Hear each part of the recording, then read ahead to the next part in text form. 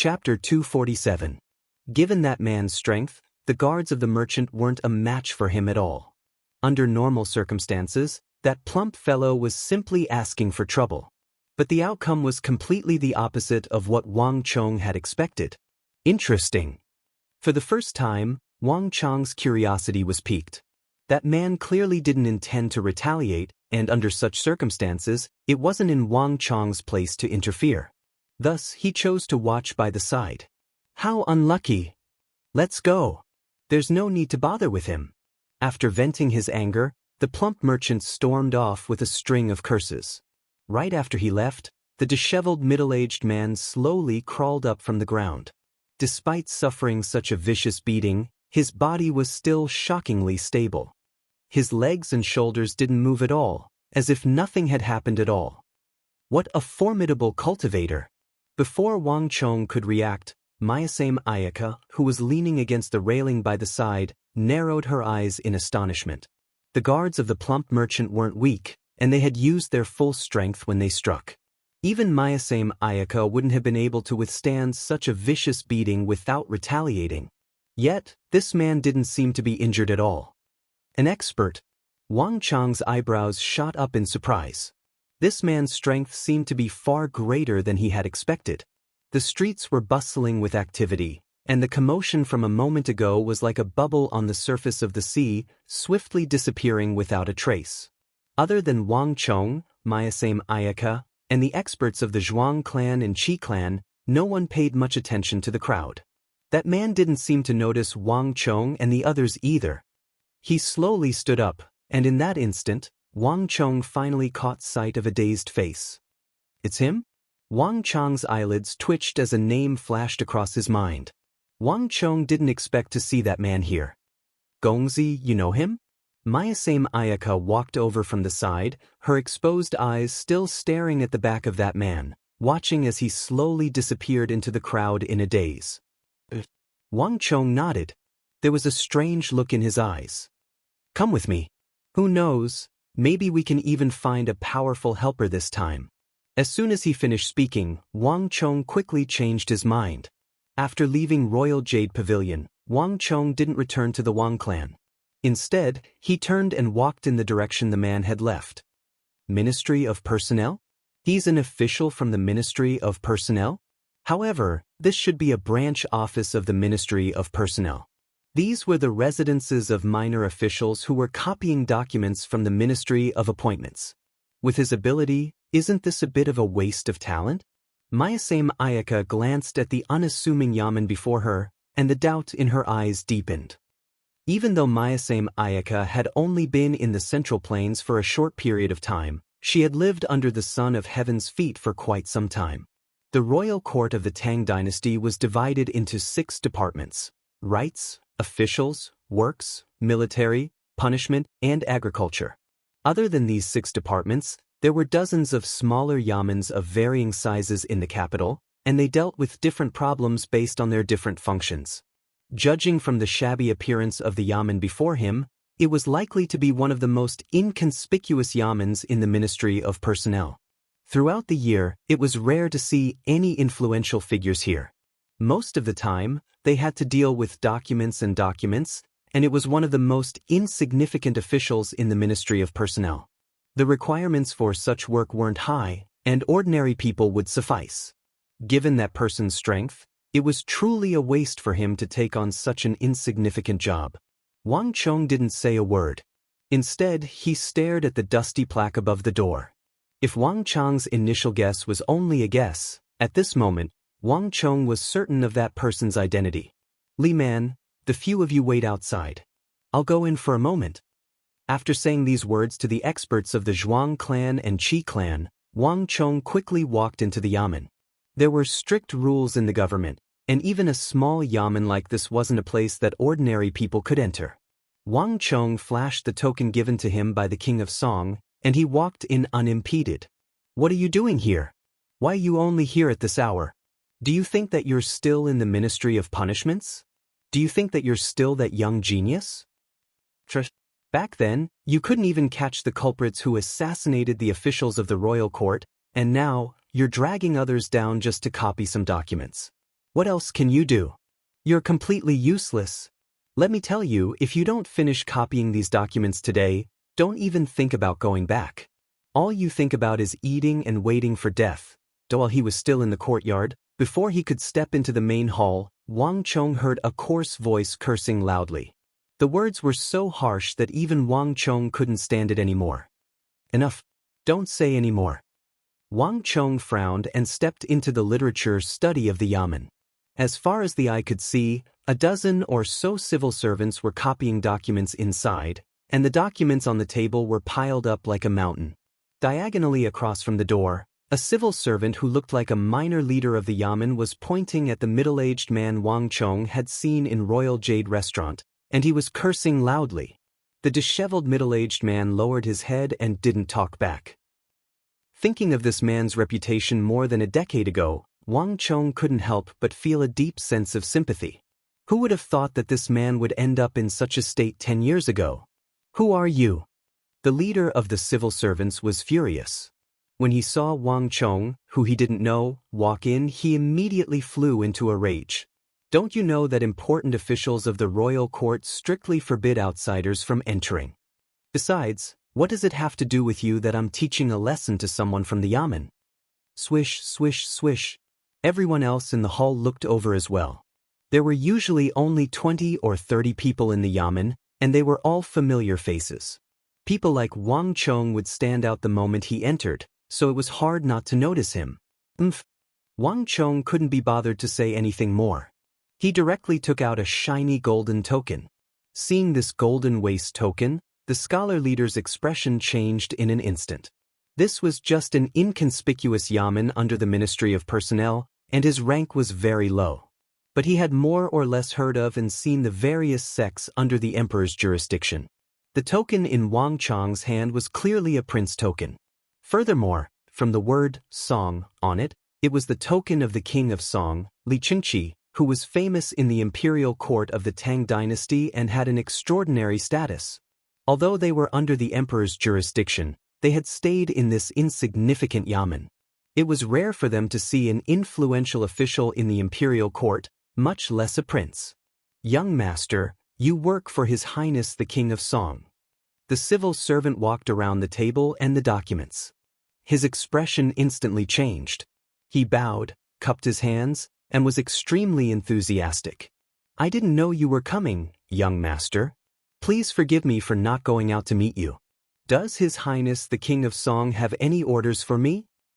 You don't have to worry about that. I'm here for him. As Wang Chong spoke, he suddenly pointed a finger at the disheveled middle-aged man behind the documents.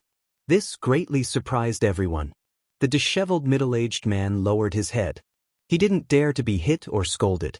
He just accepted it and didn't resist at all. But when he heard a strange young man coming to look for him, he couldn't help but raise his head. For the first time, a surprised look appeared in his eyes. The civil servant leader was surprised. He didn't expect that Wang Chong would come to look for the most insignificant, looked down upon, and had the least presence in the yamen. Young master, are you sure it's him? How could it be? Are you the one who knows who I'm looking for instead of me? Wang Chong said coldly. Young master, please don't misunderstand. That's not what I mean. The civil servant hurriedly waved his hands awkwardly. Even though he was perplexed, his reaction wasn't slow. Regardless of what Wang Chong was looking for or who he was looking for, it had nothing to do with him. On the other hand, His Highness the King of Song was of noble standing.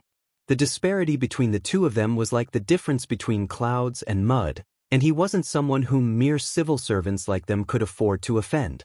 All right. Let's rest for today. Everyone hurry up and leave. Ma Yinlong, I'll leave this Gongzi to you. Treat him well, and if anything were to happen, I'll hold you accountable. The civil servant leader knew that he had shouted too loudly earlier, and this Gongzi probably didn't like him. Thus, he hurriedly led everyone out of the room, leaving only Wang Chong and Ma Yinlong behind. It's really him. The doubts in Wang Chong's mind cleared up. If Wang Chong had not seen it with his own eyes, he would have found it very difficult to believe that the two of them were the same person. that genius of the Bureau of Punishments who had received the limelight from 10-some years ago, and this middle-aged man who would not retaliate when hit or scolded. The Gogurian assassination back then didn't just kill a single person. Who are you? I don't think that I know you. Now that only he and the unfamiliar young man were left in the room, Ma Yinlong finally lifted his head and stared at Wang Chong coldly.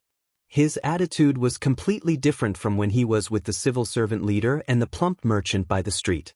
Ever since that incident a decade ago, he didn't want to have anything to do with those influential figures. Hee, you don't know me. But I do. Wang Chong chuckled and revealed his intentions. I'm here to ask for your help. I need your help to capture someone. I think you're looking for the wrong person. I'm just a civil servant who transcribes documents. If you want my help to capture someone, you should head to the Bureau of Punishments, Bureau of Military Personnel, or somewhere else. I'm afraid that I won't be able to help you much, so I'll have to ask you to leave. Ma Yinlong sneered coldly without a pleasant expression on his face. Hee, don't be in such a hurry to reject me. It won't be too late for you to wait for me to finish my words. Our operation this time has something to do with the Gogurians. Wang Chong said. Ma Yinlong's eyebrows twitched, as though he was noticing Wang Chong for the first time. But very quickly, this trace of expression flashed by, as if nothing had happened. I don't know what you're talking about. I'm not interested in the Gogurians. The door is right there, so you should leave. Ma Yinlong grabbed a bag of documents, lowered his head, and began to transcribe them, clearly intending to send Wang Chong off. Hee, even King Sojurim isn't interested? Wang Chong chuckled. Honglong. As soon as Wang Chong said those words, Ma Yinlong's face immediately warped in shock. Kacha, the brush in his hand snapped into two. Honglong. At the same time, the air in the room suddenly changed. As though a raging storm, a powerful and fearsome aura burst forth from Ma Yinlong's body. This aura was so powerful that even Wang Chong, who had advanced his cultivation to Origin Energy Tier 9, paled in comparison to it, as if he was an insignificant speck of dust. In that instant, Wang Chong felt as though he was standing in the most violent ocean in the world, and a 1,000-chi-tall wave was crashing down on him, threatening to crush him into smithereens. To think that this fellow is already so fearsome. Feeling the immense pressure weighing down on him, Wang Chong's face warped in astonishment. More than a decade had passed, but not only did this person's cultivation not deteriorate, he had even grown stronger than what the rumors said. Even the Gogurian true martial realm experts whom he had met before seemed as insignificant as ants before him. Chapter 248. Fong of the White Tiger. A name flashed across Wang Chong's mind. More than a decade ago, Ma Yinlong would have been the most promising genius in the Bureau of Punishments. Back then, he was known as the most outstanding genius of the younger generation in the Bureau of Military Personnel. Although he had lived a destitute life for more than 10 years and had been banished to the government office of the Ministry of Personnel to become a lowly scribe that no one looked up to, he had never given up on his strength. Profound martial realm. A thought flashed across Wang Chong's mind. Ma Yinlong's cultivation had already surpassed the true martial realm, reaching profound martial realm at the very least. Gongzi, be careful. Just as Ma Yinlong was deep in thought, a feminine voice suddenly sounded. As though sensing Ma Yinlong's danger, a black shadow flashed, and a petite figure leaped down from the roof, heading straight for him. This is bad. Wang Chong was astonished. Even though Ma Yinlong's aura was threatening, there wasn't much killing intent emanating from him. This was something Wang Chong was well aware of, but Mayasame Ayaka was clearly unaware of. As soon as Wang Chong entered the yamen, Mayasame Ayaka leaped onto the roof. The moment Ma Yinlong made a move, Mayasame Ayaka instinctively thought that he was going to attack Wang Chong, so she immediately retaliated. Stop! Wang Chong was astonished. He knew that Mayasame Ayaka wasn't a match for the Fong of the White Tiger of the Bureau of Punishments. However, Mayasame Ayaka's movements were simply too swift, and she had already prepared herself for it. Even Wang Chong wasn't able to stop her in time. Clang! In a flash of light, Mayasame Ayaka was already above Ma Yinlong's head. Her 3 chi long sword gleamed coldly as it slashed down toward Ma Yinlong's head. Umph! Seated behind his desk, a cold glint flashed across Ma Yinlong's eyes as he stared at the descending Mayasame Ayaka. In the next instant, boom! The world trembled, and a surge of black stellar energy gushed out from Ma Yinlong's body. The black stellar energy caused the air to tremble, and the sound of metal clashing echoed. As though a gust of autumn wind sweeping away the fallen leaves, Zhang Xian's stellar energy struck Mayasame Ayaka in midair. Mayasame Ayaka didn't even have the time to dodge. The origin energy around her dissipated, and she was sent flying like a broken kite. Mr. Ma, stop! Panicked, Wang Chong leaped forward to catch the falling Mayasame Ringhong.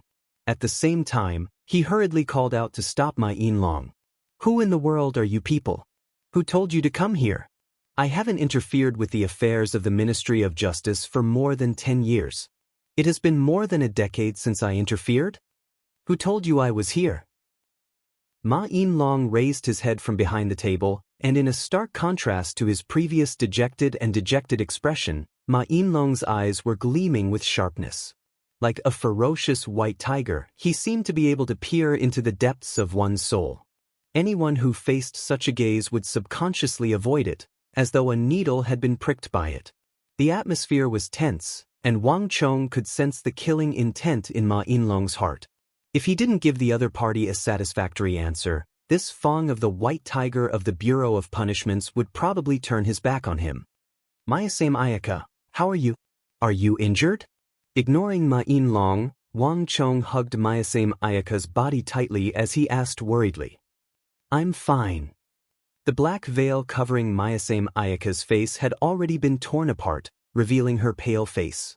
Her origin energy seemed to have dissipated, leaving her in a weakened state. But her cheeks were red as if they were on fire, tinged with shyness. When she saw Wang Chong's gaze, she subconsciously averted her eyes. Wang Chong was taken aback for a moment before realizing that the both of them were in an intimate position. This was the first time they had been in such an intimate position ever since they met. Feeling a little awkward, Wang Chong hurriedly put Mayasame Ayaka down and subconsciously turned his head away, not saying a single word.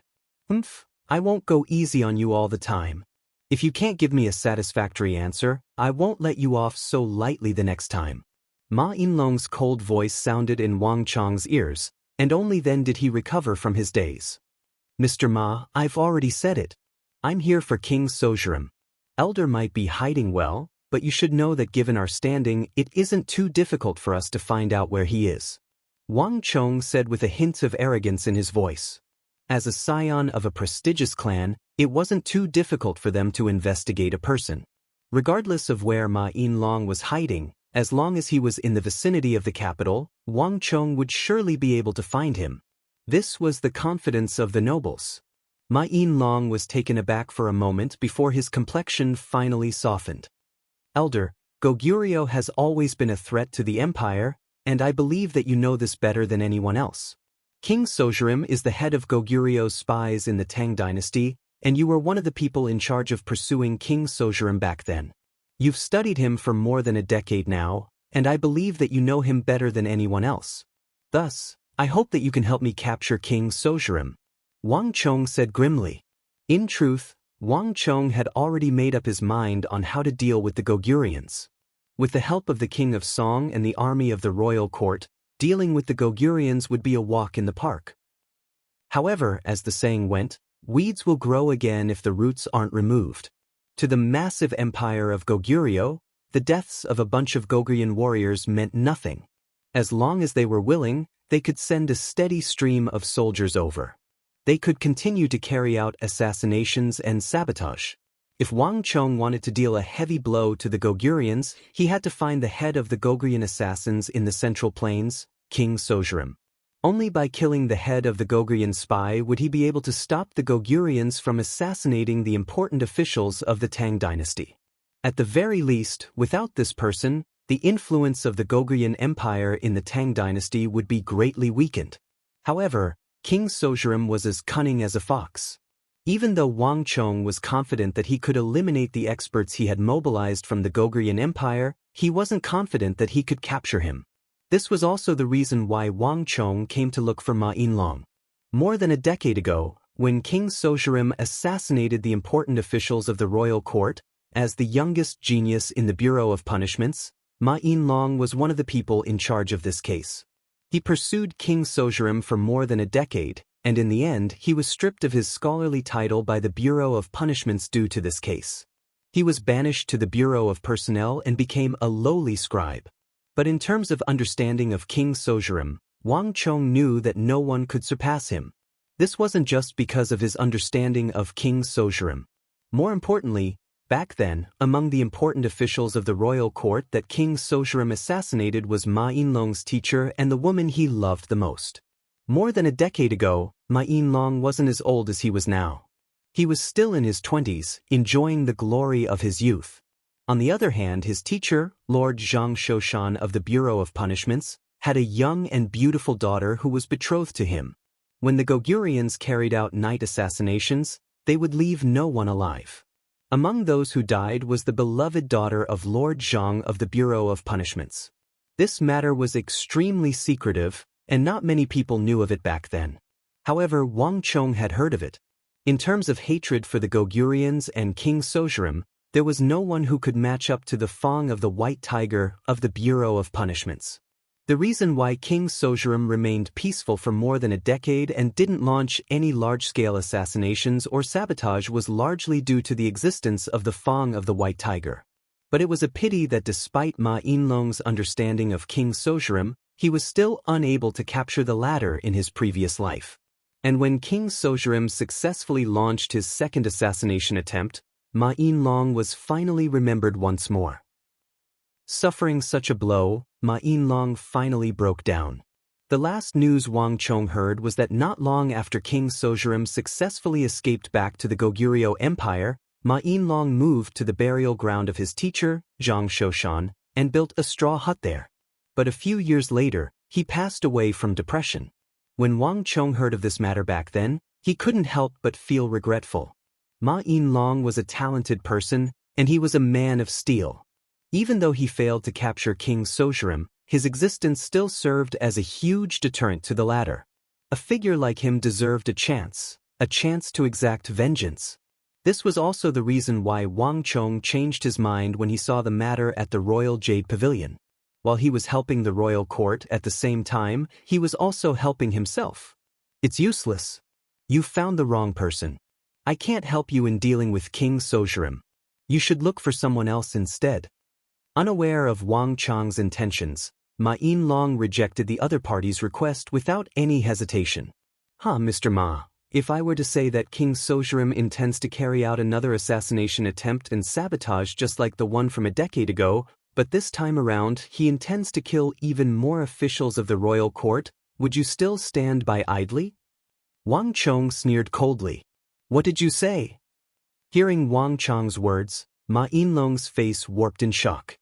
He abruptly raised his head and glared at Wang Chong with reddened eyes. Mr. Ma, I'm here to inform you that King Sozhirim is going to make another move. Wang Chong said grimly. Boom. There was a flash of light, and before Mayasame Ayaka could see clearly, a figure had already appeared before her. In an instant, Ma Yinlong appeared before the duo with killing intent blazing in his eyes. If the two of you dare to lie to me, I'll make sure that you die without a proper burial ground. Ma Yinlong's face was incomparably dark, and even Mayasame Ayaka felt a chill running down her spine. However, upon seeing this sight, Wang Chong chuckled. His judgment was right. Even though he had been in low spirits for more than a decade, the former head of the Bureau of Punishments had never forgotten about King Sozhirim. Mr. Ma, you'll know the truth with a single look. Chapter 249. Without the slightest hesitation, Wang Chong swiftly revealed the entire matter. King Sozhirim's movements were secretive, and it wasn't easy to track him down. It was impossible for King Sozhirim to be absent from such a huge matter like mobilizing troops to assassinate an important official of the Central Plains. This was their final chance to deal with King Sozhirim. Wang Chong believed that given Ma Yinlong's intelligence, it was impossible for him not to understand this point. Thus, Wang Chong patiently stood there with Mayasame Ayaka, awaiting Ma Yinlong's reply. The study room was silent. Ma Yinlong stood there motionlessly with his head lowered. No one could tell what he was thinking about. Since he didn't move, Wang Chong and Mayasame Ayaka also stood there motionlessly. Even though he was confident in his plan, it was ultimately his own thoughts. No one knew what Ma Yinlong was thinking at this moment. Honestly speaking, Wang Chong wasn't too confident either. After all, Ma Yinlong didn't seem like an easy person to convince. "How do you want me to help you?" After an unknown period of time, Ma Yinlong finally lifted his head. Hearing those words, a smile finally appeared on Wang Chong's face. In the deep night sky, a crescent moon hung high in the sky of a remote courtyard. Wang Chong noticed that the first base was brightly lit, and Goguryeo warriors were standing guard in the surroundings. There was a restless atmosphere in the air. In just a short period of time, more than a dozen Goguryeo warriors, including a true martial realm expert, had vanished from the face of the earth without a trace. It was hard to tell if they had died or gone somewhere else. Such a situation had never happened before, at least not on such a large scale. As the person in charge of the first base, it wasn't hard to imagine how frustrated Li Jiuhuan was. "How is it? Are you still unable to find their whereabouts?" Under the dim light, Li Jiuhuan asked with his hands behind his back. Even though he was only in his 30s, his resolute face made him look like an accomplished leader. "Lord, there's nothing. Our men have searched the entire capital of the Tang dynasty. They had searched everywhere, but there was no news of them at all. In this subordinate's opinion, the odds are against them." On the ground, a Goguryeo assassin with his hair draped over his shoulders and his face covered with a cloth knelt on the ground. His expression was very pious. The hierarchy in Goguryeo was extremely strict. Outside of the empire, all of the assassins and shadow guards had to obey the orders of the local leader. Are there no movements from the public houses of the Tang dynasty? Is it possible that he had a conflict with the forces of some nobles or dukes of the Tang dynasty? Li Jiuhuan said. When the news came out, his first reaction was to wonder if these fellows had a conflict with some hedonistic son of the house of Duke of the Tang dynasty and were eliminated by these hedonistic sons using the power of their families. It wasn't as if such a thing had never happened before. In a place like the capital of the Tang dynasty, there were nobles everywhere. If one were to stay in such a place for too long, there was no guarantee that one wouldn't offend one or two scions of nobility. While not all of these scions were like that, there were bound to be some vicious men in every clan who knew that the laws of the Tang dynasty forbade murder. Thus, they didn't hold back at all. Sometimes, even the corpses couldn't be found. It was truly a case of destroying the corpses, leaving not even the slightest trace behind. Putting aside the fact that it was the Bureau of Punishments, even the victims, like them, didn't know who did it. Thus, Li Jiuhuan's first thought was that these assassins might have offended an extremely formidable fellow. They might have been killed outside. The Tang people had never held back when it came to killing Goguryons. That's a possibility. However, the possibility is slim. Too many people have died this time. Other than us, there are casualties in the second and third bases. We have a feeling that someone is targeting us. Of course, there are other reasons as well. The masked assassin knelt on the ground and reported respectfully. The Goguryons had a specialist in the capital of the Tang dynasty in charge of investigating such matters. He was only announcing the results objectively. Frowning, Li Jiuhuan fell silent. More than a dozen Goguryeo experts had died silently in the city. It wouldn't have mattered if it was any other time, but it just had to be at such a crucial moment. Li Jiuhuan wasn't afraid that someone was targeting them, but he was afraid that it would affect the Lord's plan. The only fortunate thing was that all of the missing experts had gone missing in the city. Even if someone was targeting the Goguryons, they shouldn't have discovered the existence of their bases. This was a blessing amidst the misfortune. Of course, this was also thanks to that Lord. After all of the bases were built by that Lord.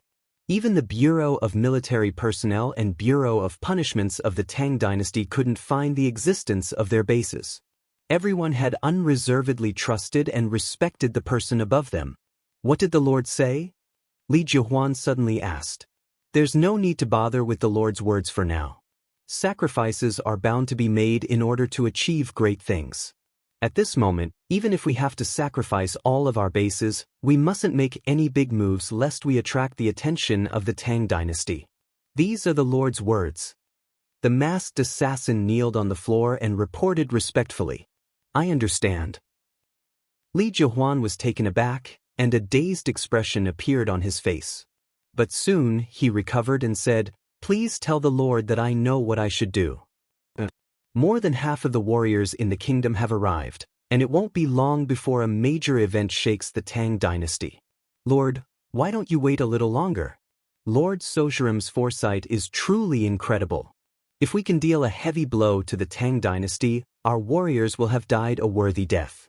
Everyone in the Central Plains should be prepared to face death. What do you say, Lord? The masked assassin kneeling on the ground said.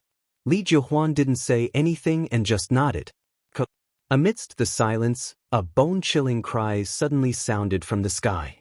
In the blink of an eye, a pitch-black raven descended from the sky and flew into the room. Upon seeing the pitch-black raven, the duo in the room immediately revealed a solemn and respectful expression. Goguryeo worshipped the three-legged crow, so they didn't rely on ordinary birds to deliver messages. Instead, they relied on pitch-black ravens. Lord has sent word that he's gathering the experts of the various bases. It seems like the operation is about to begin. You should return to report on the orders. Li Jihuan's expression changed, and he waved his hands grimly. The masked assassin replied. With a flip of his body, he leaped out of the window and disappeared. Poof! Not too long after the masked assassin left, Li Jihuan also blew out the candles, and the room was soon plunged into darkness. So, at the same time, from the southeast corner of the courtyard, a figure flew out, and with a few swoosh swoosh swoosh, he swiftly headed in the direction of the masked assassin. Due to his incredible speed, no one saw this sight. After an unknown period of time, a figure slowly peeked out from the corner of the room. After waiting for so long, there's finally news of King Sozhiram. Wang Chong thought. Glancing at the dimly lit sky, Wang Chong quickly crouched down and made his way out. Under the dim moonlight, one could see that Wang Chong's body was covered in a layer of grass. It was made from a layer of vines and grass. When Wang Chong was crouching on the ground, coupled with the tortoise breathing art, it was nearly impossible to notice him. Wang Chong had applied the disguise art from the other world to this world, and it seemed to be rather effective. As Wang Chong made his way out of the courtyard, Mayasame Ayaka quickly walked up to him. Gongzi, how is it? Mayasame Ayaka asked. The Goguryeo base wasn't as easy to infiltrate as it seemed on the surface. Mayasame Ayaka was an assassin as well, but she didn't dare to approach the window of the Goguryeo residence. This time, it was Wang Chong and Ma Yinlong who went together. Hee, Ma Yinlong has already gone after them. Wang Chong said. This was the first time he was working together with the wolf of the white tiger. Ma Yinlong was a profound martial realm expert, and it wasn't a problem for him to track down a Goguryeo assassin. Thus, Wang Chong wasn't worried at all. Ma Yinlong left swiftly and returned swiftly as well. In just a few moments, he appeared before the group once more. Come over, I'll show you something. After saying those words, Ma Yinlong turned around and left. A moment later, Wang Chong, Mayasame Ayaka, and the Zhuang clan and Qi clan cavalrymen and guards finally saw what Ma Yinlong wanted them to see. Those fellows actually broke through the walls of the capital. The group of people looked at the hole in front of them, and their expressions turned ugly. Even though Wang Chong wasn't as astounded as the experts of the Zhuang clan and Qi clan, he still couldn't help but frown upon seeing the hole. The capital was the residence of the emperor, and it was the capital of several dynasties. Through the generations of reinforcement, the underground was extremely sturdy. This was especially so for the areas near the palace walls. Beneath the ground were large granite and basalt rocks. These rocks were incomparably dense, and even swords wouldn't be able to cut through them. On the other hand, the walls constructed by the emperor were different from those constructed by ordinary people. Surrounding the walls were boulders several hundred zhang thick, and the area of the walls was massive. On top of that, there would be several imperial army members patrolling the area daily. To open a tunnel here without being discovered by the Imperial Army was extremely difficult. It would take a lot of time and effort, and it would definitely be a huge undertaking. From a certain perspective, this was an impossible feat, yet the Gogurians actually managed to open up a secret tunnel here, connecting the inside and outside of the capital. In other words, the walls of the Tang dynasty were no longer restricted to them. They could enter and exit the walls at any time, and they could deploy their experts. Mayasame Ayaka might not have felt anything from this, but for Wang Chong, Ma Yinlong, and the cavalrymen and guards of the Zhuang clan and Qi clan, it was a completely different feeling. Yet, there was a tunnel in the hands of outsiders in the capital, allowing them to enter and leave as they pleased. No one from the central plains of the Tang dynasty would feel good about this. Before this, Wang Chong had heard of the reputation of King Sozhiram. However, looking at the secret tunnel beneath his feet, Wang Chong finally had a deeper understanding of the legendary spy king of the Gogurians. Chapter 250. Did you find out where he went? Wang Chong lifted his head to look at Ma Yinlong and asked. I didn't chase after him. The forest is lush, making it easy for him to be discovered. Thus, the moment he entered the forest, he retreated. If I'm not mistaken, the place where the Gogurian elites are gathered should be outside the city. Knowing that Wang Chong was referring to the assassin, Ma Yinlong said, Outside the city? Wang Chong's eyebrows twitched. He slowly turned his head around and gazed at the mountain peak beyond the city walls, deep in thought. After looking around, he realized that the largest gathering point of the Gogurians was located outside the city. Although it was a little strange, it made sense when he thought about it. Firstly, they were connected by a secret passageway, allowing them to enter the city even at night. Secondly, even if their tracks were to be exposed, it would be convenient for them to escape. Do you have any thoughts on what to do next? Wang Chong looked at Ma Yinlong. The current Ma Yinlong was completely different from the disheveled middle-aged man he had seen at the Royal Jade Pavilion. His eyes were burning with an intense fighting spirit. Ma Yinlong was the one who had released the assassin. Given Wang Chong's strength, he could have easily captured the assassin and interrogated him to reveal their location. However, Ma Yinlong didn't do so. Wang Chong believed that he had his reasons for doing so. As the person who had the deepest understanding of the Gogurians and King Sozhiram, Wang Chong believed that Ma Yinlong could be trusted in this aspect. The Gogurian assassins are all death warriors, and it's impossible to extract any useful information from them.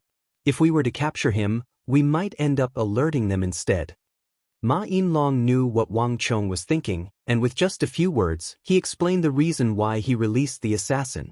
As for what happens next, after so many years, it's about time for them to appear. It's about time for this matter to come to an end. At the end of his words, Ma Yinlong sighed deeply, and a complicated look surfaced in his eyes. Ma Yinlong applied for 3 days of leave. During these 3 days, he didn't mention where he would be going, and Wang Chong didn't ask either.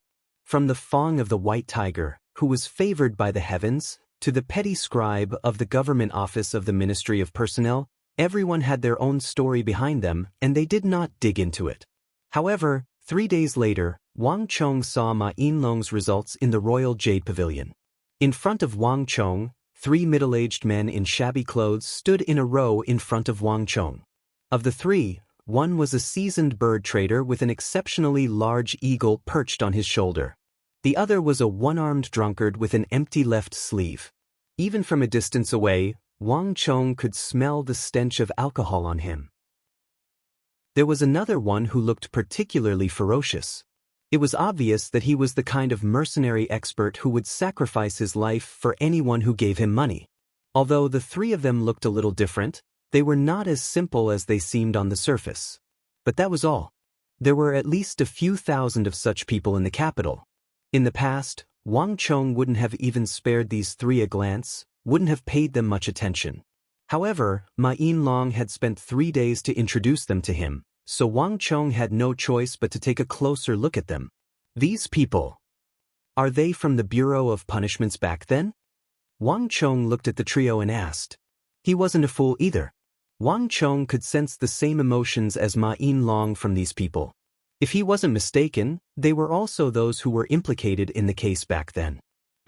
That's not entirely true. Solitary Wolf is from the Bureau of Military Personnel. Ma Yinlong pointed to the ferocious-looking mercenary expert who valued money more than his life, and said grimly, "Back then, many officials and officials of the 6 bureaus were assassinated, and it caused a huge uproar. The few of us were the ones in charge of that case. If the case couldn't be solved, everyone would be implicated. I was demoted to the Bureau of Personnel to copy books, the Eagle fired me from my post, and I spent a few years in jail. When I was released, I had to disguise myself as a bird dealer. Even though Steel Arms wasn't imprisoned, he was crippled by the Gogurians when he was investigating the case back then, and he spent his days getting drunk in taverns. As for Solitary Wolf, he concealed his identity and became a mercenary expert, working for anyone who paid him. Over the years, those brothers of mine from back then have either died or been severely injured. These are the only ones who managed to survive the assassination of the Gogurians." Ma Yinlong spoke of the past with deep sorrow. The eyes of the Eagle, Steel Arms, and Solitary Wolf also reddened. Even though Wang Chong hadn't been involved in the case back then, and he didn't know what they had gone through, he could sense it from Ma Yinlong's voice. More than a decade ago, when King Sojurim assassinated influential officials of the royal court, they were still ambitious youths in the Bureau of Military Personnel and Bureau of Punishments, and they had bright futures ahead of them. But because of this case, the brothers who had investigated the case with them back then had either died or been severely injured. They had fallen from the lofty position of young heroes into the dust, falling to their current state. It was due to their sorrow that the reputation of King Sojurim rose, becoming the legend he was today. The others in the room seemed to have noticed this as well, and the atmosphere turned heavy. Let's not talk about this anymore. Perhaps this is fate. After 15 years, we still can't escape from it. Since this matter started with us, let it end with us. The Eagle, Steel Arms, Solitary Wolf, and this is Wang Gongzi. His grandfather is Duke Jiao of the Tang dynasty. The trio had only appeared here out of respect for Ma Yinlong, but upon hearing that Wang Chong's grandfather was Duke Jiao, their expressions changed. Their gazes toward Wang Chong were filled with respect. "Wang Gongzi." The 3 prideful men lowered their heads at the same time and gave a deep bow. "Wang Gongzi, since you're Duke Jiao's grandson, you can't be considered as an outsider. Back then, due to the assassination of an important official of the royal court, we should have been executed. It was your grandfather and a group of officials who stood up to remonstrate with the Holy Emperor that we managed to survive. If Gongzi has any instructions for us in the future, feel free to speak." Steel Arms said, and the other 2 nodded in agreement. Hearing those words, Wang Chong's eyebrows shot up in astonishment. This was the first time he had heard of such a matter. Ever since he was young, including his previous life, he had never heard of it from his grandfather. If not for the trio mentioning it, he would have been completely oblivious to it. But thinking about it, such a huge case must have attracted a lot of attention. Given his grandfather's identity back then, it was only natural that he would be on the list of people paying attention to it. If Ma Yinlong and the others were to be executed by the royal court, given his grandfather's temper, there was no way he would stand by idly. Wang Gongzi, even though they look like they are in dire straits, lacking an arm, drunk, and fighting with their lives, they are still top-notch experts. In terms of their understanding of the Gogurians and their martial arts, there is probably no one in the capital who can surpass them. Ma Yinlong introduced by the side. Even though Steel Arms only has a single arm, his remaining right arm is extremely formidable. The sword in his right hand is ferocious and incomparably sharp. Even I might not be able to withstand a blow from his right hand. Solitary Wolf loves to fight with his life on the line. Even the Gogurian assassins would have to retreat before him. His strength isn't something that the guards in the king residence can compare to. Back then, Solitary Wolf was already an expert in the Bureau of Military Personnel, and now he's even more formidable. If Gongzi keeps him by your side, he will be the best shield you can offer. Even if you were to encounter an assassination attempt from the Gogurian, Gongzi's life wouldn't be in danger. As long as Solitary Eye is still breathing, he won't allow anyone to approach Gongzi. Ma Yinlong's words carried a deeper meaning, and even without any explanation, Wang Chong could tell that Ma Yinlong was looking down on the people around him, thinking that they wouldn't be able to guarantee his safety. Even so, Wang Chong couldn't find any words to refute Ma Yinlong's words. Regardless of whether it was Mayasame Ayaka or the experts of the Zhuang clan and Qi clan, none of them were capable of standing up to Ma Yinlong and the others. Putting everything aside, these people had been cultivating for much longer than Mayasame Ayaka and the others. After all, they were still young. However, I really couldn't tell.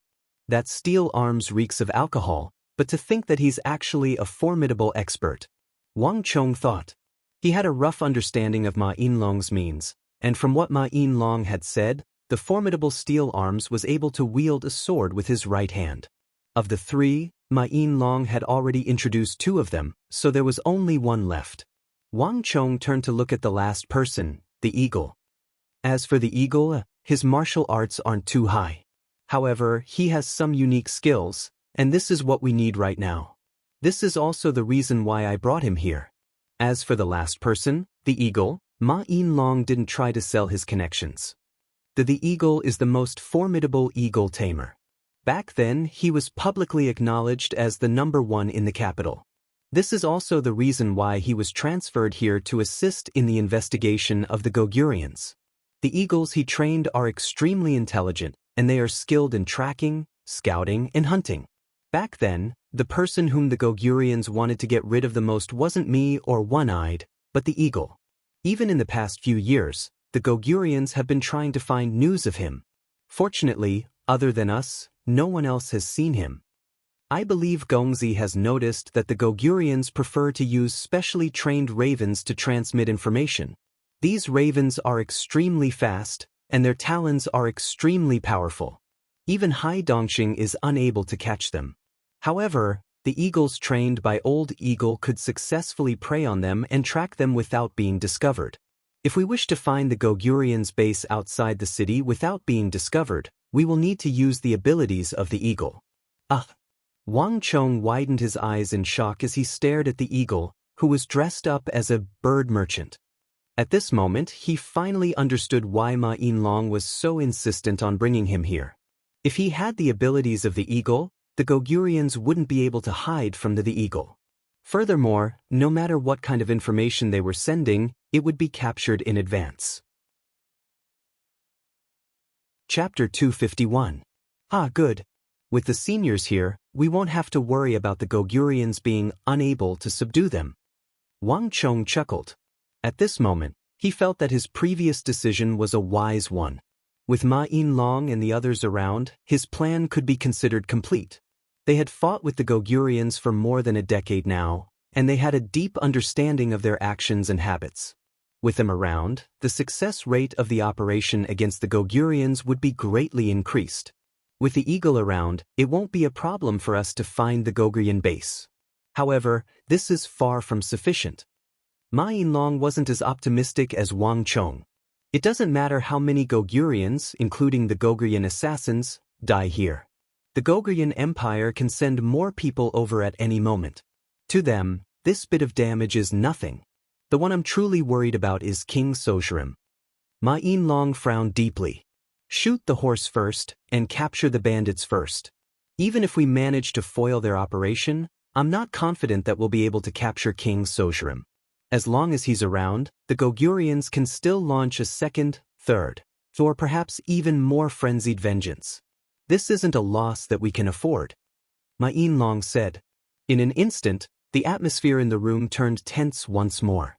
Even the steel guards of the Qi clan could understand the meaning behind Ma Yinlong's words. King Sozhirim was the root of everything. If they couldn't capture him, no matter how many Gogurians they killed, they would still be defeated if he were to carry out his vengeance. Brother Ma is right. Gongzi, you haven't interacted with King Sozhirim before, so you don't understand him. He might seem cautious at times, but there are times when he can be extremely frenzied. He's definitely capable of doing such a thing. Steel Arms, who had been silent all this while, suddenly stepped forward and said with a grim expression. Back then, we did reap quite a harvest. We killed many of the Gogurian elites in the capital. But after the incident, King Sojurim began his vengeance. Under the frenzied assassination of the Gogurians, the brothers from back then were either killed or wounded. In the end, only the few of us were left. It was then that I lost my left hand. The other two did not speak, but their expressions revealed the same thoughts. Wang Chong frowned as he recalled the ferocity and viciousness of the Gogurian warriors on the night of the assault on the Kunwa training camp. Given their personalities, this kind of thing was completely possible. At this moment, Wang Chong realized that he had overlooked something. He had underestimated the matter of dealing with the Gogurians. Given the current situation, if they couldn't capture King Sojurim, their actions would be meaningless. Even if King Sojurim failed this time, he could still launch a second, third, or even fourth large-scale assassination.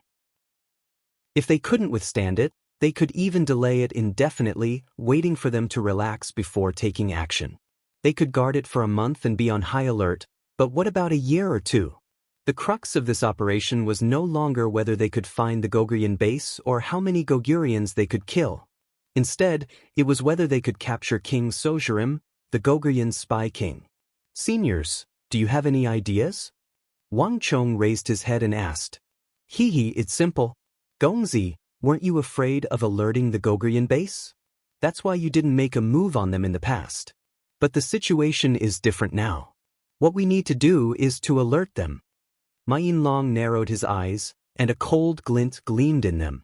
It's about time to wipe out the Gogurian bases in the capital. Gongzi, there's no need to hold back in this operation. Only by destroying the Gogurian bases in the capital will we be able to foil King Sojurim's plans. Only then will we be able to make him reveal his flaws. I know him well, and he won't cancel his plans so easily. On the contrary, he will speed up the execution of his plans. As the Gogurian spy king, he's too conceited. Besides, to him, no matter how many losses there are, sacrificing the Gogurians is nothing to him. At the end of his words, Ma Yinlong slammed his fist on the table. Even Wang Chong felt his heart palpitating at the sight of it. As his nemesis, he really wanted to kill King Sojurim with his own hands. Don't worry. Leave this matter to me. After a moment of silence, Wang Chong nodded. After leaving the Royal Jade Pavilion, Wang Chong headed straight for the King of Song's residence. From the King of Song, Wang Chong obtained a token for the mobilization of the royal guards. Only a king of the royal family like the King of Song was capable of such a feat. After settling this matter, Wang Chong went to meet his uncle, Li Lin. Dealing with the Gogurians would be a huge contribution if he could do it well. As the saying went, keep the goodies within the family. Toward his own family, Wang Chong treated them well. In any case, he wouldn't be able to benefit from this matter. Wang Chong's uncle, Li Lin, was also very straightforward. After hearing Wang Chong's words, he discussed it with the commander of the Imperial Army, Zhao Fengchen, and decided to dispatch a large group of Imperial Army soldiers to assist Li Lin. With this group of soldiers, Wang Chong had around 4,000 experts under him. Based on Wang Chong's request, there were also quite a few master archers among them. Putting aside using this army to encircle the Gogurians, it was more than sufficient to fight a small-scale battle on the battlefield. The capital was under the feet of the Son of Heaven. In order to not cause too much panic and chaos among the populace, as well as to prevent the Gogurians from sensing anything amiss beforehand, the operation was decided to be carried out at night instead. Are you all ready? Amidst the darkness, Wang Chong stood beneath a tree and gazed at the residence from afar. The lights in the residence were extremely bright, and they served as a beacon to guide the crowd. Get ready. Master archers were stationed at all the crucial junctions. If anyone were to leave the residence, death would be the only outcome. Gongzi, don't worry. On the crown of a lush tree behind him, a speed-type Imperial Army soldier squatted down and said grimly. From Zhang Xian's angle, he could see numerous fully armored Imperial Army soldiers surrounding the courtyard in the distance. These Imperial Army soldiers were well-trained elites, and according to Wang Chong's request, the frontmost row was equipped with heavy armor and shields. The encirclement was slowly shrinking, but without Wang Chong's orders, no one dared to attack recklessly. Get ready. Release the signal. Wang Chong stared into the distance with a cold expression before swinging his arm down. Boom! The response to Wang Chong's words was a brilliant firework that soared into the clouds. The dazzling sparks and a long trail of smoke trailed behind it, making it particularly eye-catching in the dark night. This was the signal to attack. Kill! In the next instant, battle cries reverberated in the air. Under the starry sky, brilliant halos of thorns bloomed in the darkness like beautiful flowers. From the first base where Wang Chong and the others were at, to the second base, to the third base, all the way to the 14th base, almost all of the Goguryans' bases in the Tang dynasty's capital were under attack. 3,000 to 4,000 royal guards and the city defense army were like wolves and tigers. Under the starry night, they crossed the city walls and charged into the courtyards with high walls. Shield-bearers, master archers, cavalrymen. All of them worked together, from defense to offense. All of the Goguryan bases were tightly surrounded, making it impossible for even a drop of water to pass through. Enemy attack. From afar, a shrill cry in Goguryan resounded across the sky. The Goguryan sentries had finally noticed the imperial army. All of a sudden, a familiar voice sounded in Wang Chong's ears. Boom! Along with this voice, a powerful gale blew, and surges of energy surged into Wang Chong's body from all directions. What's going on? Sensing the changes in his body, Wang Chong was stunned. The operation had just begun, and he hadn't killed a single Goguryan yet. Why would he receive such a notice? However, before Wang Chong could clear his doubts, something even more shocking happened. Chapter 252. The battle had only just begun, and there were definitely less than 100 casualties in the first base. Without a doubt, the deaths of the Goguryans mentioned by the Stone of Destiny definitely involved the other Goguryan bases and bases. Could it be because of this? In an instant, a thought flashed across Wang Chong's mind, and he took out a luxurious golden token. This token was given to him by the King of Song, and it represented that he was the commander of this operation. After much thought, Wang Chong realized that the only reason why the deaths of the Goguryans in the other bases could be attributed to him was because of this token. Could it be that this token, or perhaps, my official rank can be of use in this operation, and I don't have to kill them personally? Wang Chong thought. At this point, Wang Chong was delighted. Somehow, Wang Chong felt that he had found a shortcut to raise the bane of the battlefield halo. Tonglong. At this moment, Wang Chong's body finally completed the final transformation. Hong Long Long, a furious gale blew, and the rumbling of thunder echoed in Wang Chong's head. Following which, a massive ripple suddenly surged out, and a powerful surge of energy gushed out. Congratulations to user for killing more than 100 Goguryan warriors.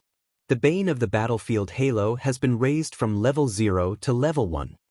The cold and familiar voice of the Stone of Destiny sounded in Wang Chong's head. At the same time, Wang Chong's bane of the battlefield halo expanded outward. In the distance, the entire Goguryan base was shrouded in this halo. Halos suddenly appeared around the bodies of the Goguryan warriors, shocking the Imperial Army soldiers who were fighting with them. They thought that they had used some sort of trump card to boost their fighting prowess. But what was even more shocking was the Goguryans on the other side. They had already been weakened significantly, but this time, they were weakened even more. Some of the true martial realm Tier 1 experts with one ring dimmed, like candles in the wind that were about to be extinguished. On the other hand, the Origin Energy Tier 9 Goguryan experts were affected even more. Not only did they fall from Origin Energy Tier 9 to Origin Energy Tier 8, they even showed signs of falling toward Origin Energy Tier 7. What the hell is going on? Li Zhuan's hair was disheveled. He was shocked and angry. As the leader of the base, he wasn't affected by the bane of the battlefield at all, so he didn't understand what was happening to the others. However, everyone's strength had been greatly reduced, and they were completely out of sorts. There was no doubt about this. Retreat! Retreat! Retreat! Li Zhuan was shocked and angry at the same time, shouting repeatedly. These imperial guards of the Tang dynasty came in a menacing manner, and there were many elites among them. It could be seen that they came prepared. Li Jihuan was well aware that they had already been exposed. They could no longer keep the space. Li Jihuan's only hope now was that they were the only ones exposed. Xiu xiu xiu. In the courtyard, countless steel arrows whizzed forth like venomous snakes. At this crucial moment, the two Gogrian Condor snipers stationed in the first base came into play. Even though there were only two of them, they were top-notch Condor snipers. With a single move, they shot out 4 to 5 lethal arrows, shrouding all of the Imperial Army soldiers in the courtyard. Long. But not too long after they made their move, an earth-shattering sound echoed in the distance. Before Li Jihuan could react, boom boom. Not too long after the two Condor snipers made their move, 2 thick and long arrows pierced through their chests, and they were pinned to the ground. Too hurried. Too fast. Without giving anyone any time to dodge, the two Condor snipers whom the Gogurians had spent a great deal of effort to groom were pinned to the ground in an instant, and they couldn't be any more dead. Li Jihuan's face also turned as pale as a sheet of paper. He stared into the distance, and the color drained from his face. So, without the slightest hesitation, Li Jihuan suddenly rose from the ground and leaped onto the roof. Without stopping for even a moment, he fled eastward without a second thought. Everyone here was doomed. Not a single one of them would be able to escape. Li Jihuan knew that he could only protect himself now. Where do you think you're going? A deafening bellow echoed. Just as Li Jihuan was about to reach the wall, an Imperial Army commander dashed forward like a hawk, and with a slash of his saber he blocked Li Jihuan's path in midair. At this moment, the 2-meter-tall master archer sent over by the King of Song also slowly lowered the extra-large bow in his hands. There wasn't the slightest change in his expression, as though he had just done something insignificant. Well done. Under the shade of a tree, Wang Chong was delighted to see this sight. He raised his thumb and complimented the other party generously. This fellow was too formidable. He was a one-sided slaughter. If such an expert had been present on the night of the assault on Kunwu, he would have been able to defeat the several hundred master archers of the Gogurians and Turks. The King of Song had sent him an incredible expert. Clang. Without the slightest hesitation, Wang Chong unsheathed his sword and bellowed as he charged into the distance. Gongzi, be careful. Seeing Wang Chong make a move, Mayasame Ayaka was alarmed. As though a shadow, she dashed out from the nearby forest and hurriedly followed after him. Ha, don't worry. With such a large army, what danger could there possibly be? Wang Chong laughed heartily. Driving phantom movement art to its limits, he dashed forward like a wisp of black smoke. The familiar voice in his head was still gushing down like a waterfall. Raging winds blew in all directions, and immense energy was gushing endlessly into Wang Chong's body, strengthening Wang Chong's strength. The might of the bane of the battlefield halo continued to rise, and invisible ripples began to spread outward with Wang Chong at the center. At this moment, not only was it shrouding the entire Gogrian first base, it was even spreading toward the Gogrian second base in the distance. The area it covered was truly frightening. And under the influence of this halo's power, the true martial realm experts were affected more and more severely. Those one-ringed martial artists, in the first level of the true martial realm, were already greatly affected. The cyan thorny halo around their bodies was like a candle in the wind, on the verge of collapse. And as Wang Chong's bane of the battlefield halo continued to grow stronger, it was now bursting like a bubble. All of these people had their martial halos stripped away. On the other hand, after the Origin Energy Realm Gogrian experts fell to Origin Energy Tier 7, the effects of the halo lessened, and they didn't fall any further. Wang Chong was perplexed at the start, but he soon understood the reason behind it. The halo only affected the Origin Energy in a martial artist's body, and it didn't have much of an effect on one's physical strength. Thus, after the Origin Energy Realm Gogrian warriors fell to Origin Energy Tier 7, they wouldn't fall any further. Even so, the might of the bane of the battlefield halo was still fearsome. Almost all of the Gogurians in the first base had fallen by an entire realm. And this was the might of a war-related halo. There was no longer any suspense in the battle in the first base. Before Wang Chong could participate in any of the battles, the battle in the courtyard had already ended. The entire courtyard was filled with Goguryeo corpses, swords, and arrows. Reporting to Gongzi, there are a few metal chests in the Goguryeo base. After the battle ended, an Imperial Army soldier came to report that they had found a few huge chests in the underground chamber of the first base. Wang Chong followed the Imperial Army soldier in, only to see several large metal chests, all of them locked, placed in a row in the middle of an underground chamber. What are these? Could they be weapons? Wang Chong thought. Since the Goguryons were prepared to wreak havoc in the capital, they must have prepared a huge amount of weapons. With a thought, Wang Chong whipped out his woozy steel weapon, and with a keng sound he sliced open the copper lock. Then, with a wang sound, he opened one of the metal chests. In the next instant, something unexpected happened. As soon as the chest was opened, a golden glow mixed with a rich aroma and mist drifted out from within. What was lying in the chest wasn't a weapon used by the Goguryons for their rebellion, but a chest full of highly aged Goguryeo ginseng. Upon seeing the chest full of Goguryeo ginseng, putting aside Wang Chong, even the Imperial Army soldier who was reporting the news couldn't help but suck in a deep breath of cold air. Even though they didn't know much about the Goguryeo Empire, they had a rough idea that the ginseng produced by the Goguryeo Empire was a top-notch martial artifact. There were at least 500 to 600 Goguryons in this chest. The value of the ginseng was inestimable. I've struck gold. Looking at the dazzling Goguryeo ginseng, Wang Chong was stunned for a moment. The harvest was far greater than he had expected, such that Wang Chong couldn't react in time. If the chests here aren't weapons but ginseng, doesn't that mean that, looking at the huge metal chests, Wang Chong suddenly felt agitated, as though he had been struck by a great fortune. King. With such a thought in mind, Wang Chong brandished his woozy steel sword. King. He walked over and chopped down all of the copper chests. He opened the chests one after another, and every single one of them was filled with a golden glow. 12 chests of Goguryeo ginseng. I've struck gold this time. In that instant, Wang Chong couldn't help but burst into laughter. Gongzi, how should we deal with these Goguryeo ginseng? The Imperial Army soldier by the side bowed and asked respectfully. He didn't seem to have any intention of getting his hands on the ginseng. Wang Chong was the commander of this operation, and he had the token of the King of Song on him. As such, he represented the King of Song. Putting aside the Goguryeo ginseng, even if there was a mountain of gold, silver, or even immortal pills here, no one would dare to vie with the King of Song for it. The Imperial Army still had this rule. Leave one chest for the brothers to enjoy.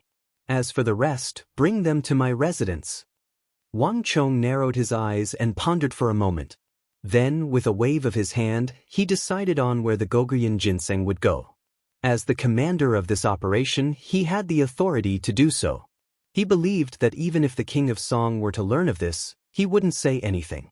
This operation to wipe out the Goguryons and destroy their influence in the capital was a huge contribution. He wouldn't be able to earn any credit, and he wouldn't be promoted either. However, these benefits were undeniable. He believed that no one would dare to vie with him. Thank you, Gongzi. Upon hearing that Wang Chong had left a chest for his brothers, the Imperial Army member who had asked for instructions was delighted. According to the rules, Wang Chong could have kept the ginseng for himself. Yet he actually gave them a chest. This was a huge favor. Chapter 253. The distribution of the spoils of war was soon decided, and all of the Goguryeo corpses in the base were looted clean. Wang Chong didn't forget that each of these Goguryons had a Goguryeo ginseng. While the battle at the first base had ended, the battles at the other bases were still ongoing. Congratulations to user for killing 301 soldiers of the Goguryeo Empire. Congratulations to user for killing 302 soldiers of the Goguryeo Empire. Congratulations to user for killing 303 soldiers of the Goguryeo Empire. The familiar voice in his head continued. The number of Goguryons Wang Chong had killed swiftly surpassed 300, and it was still rising at an alarming rate. The exhilaration of growing strength was indescribable. I didn't think that borrowing the token of the King of Song would bring me such great benefits. However, it's a pity that such a good thing only comes once. I'll have to return it to the King of Song after the operation. Wang Chong couldn't help but feel some regret. Princes had their own tokens, and officials had their own tokens. These tokens issued by the royal court had to be kept close to their bodies. They could be lent out occasionally, but it was impossible for them to not return it for a long period of time. Thus, Wang Chong's beautiful plans could only be wishful thinking at this point.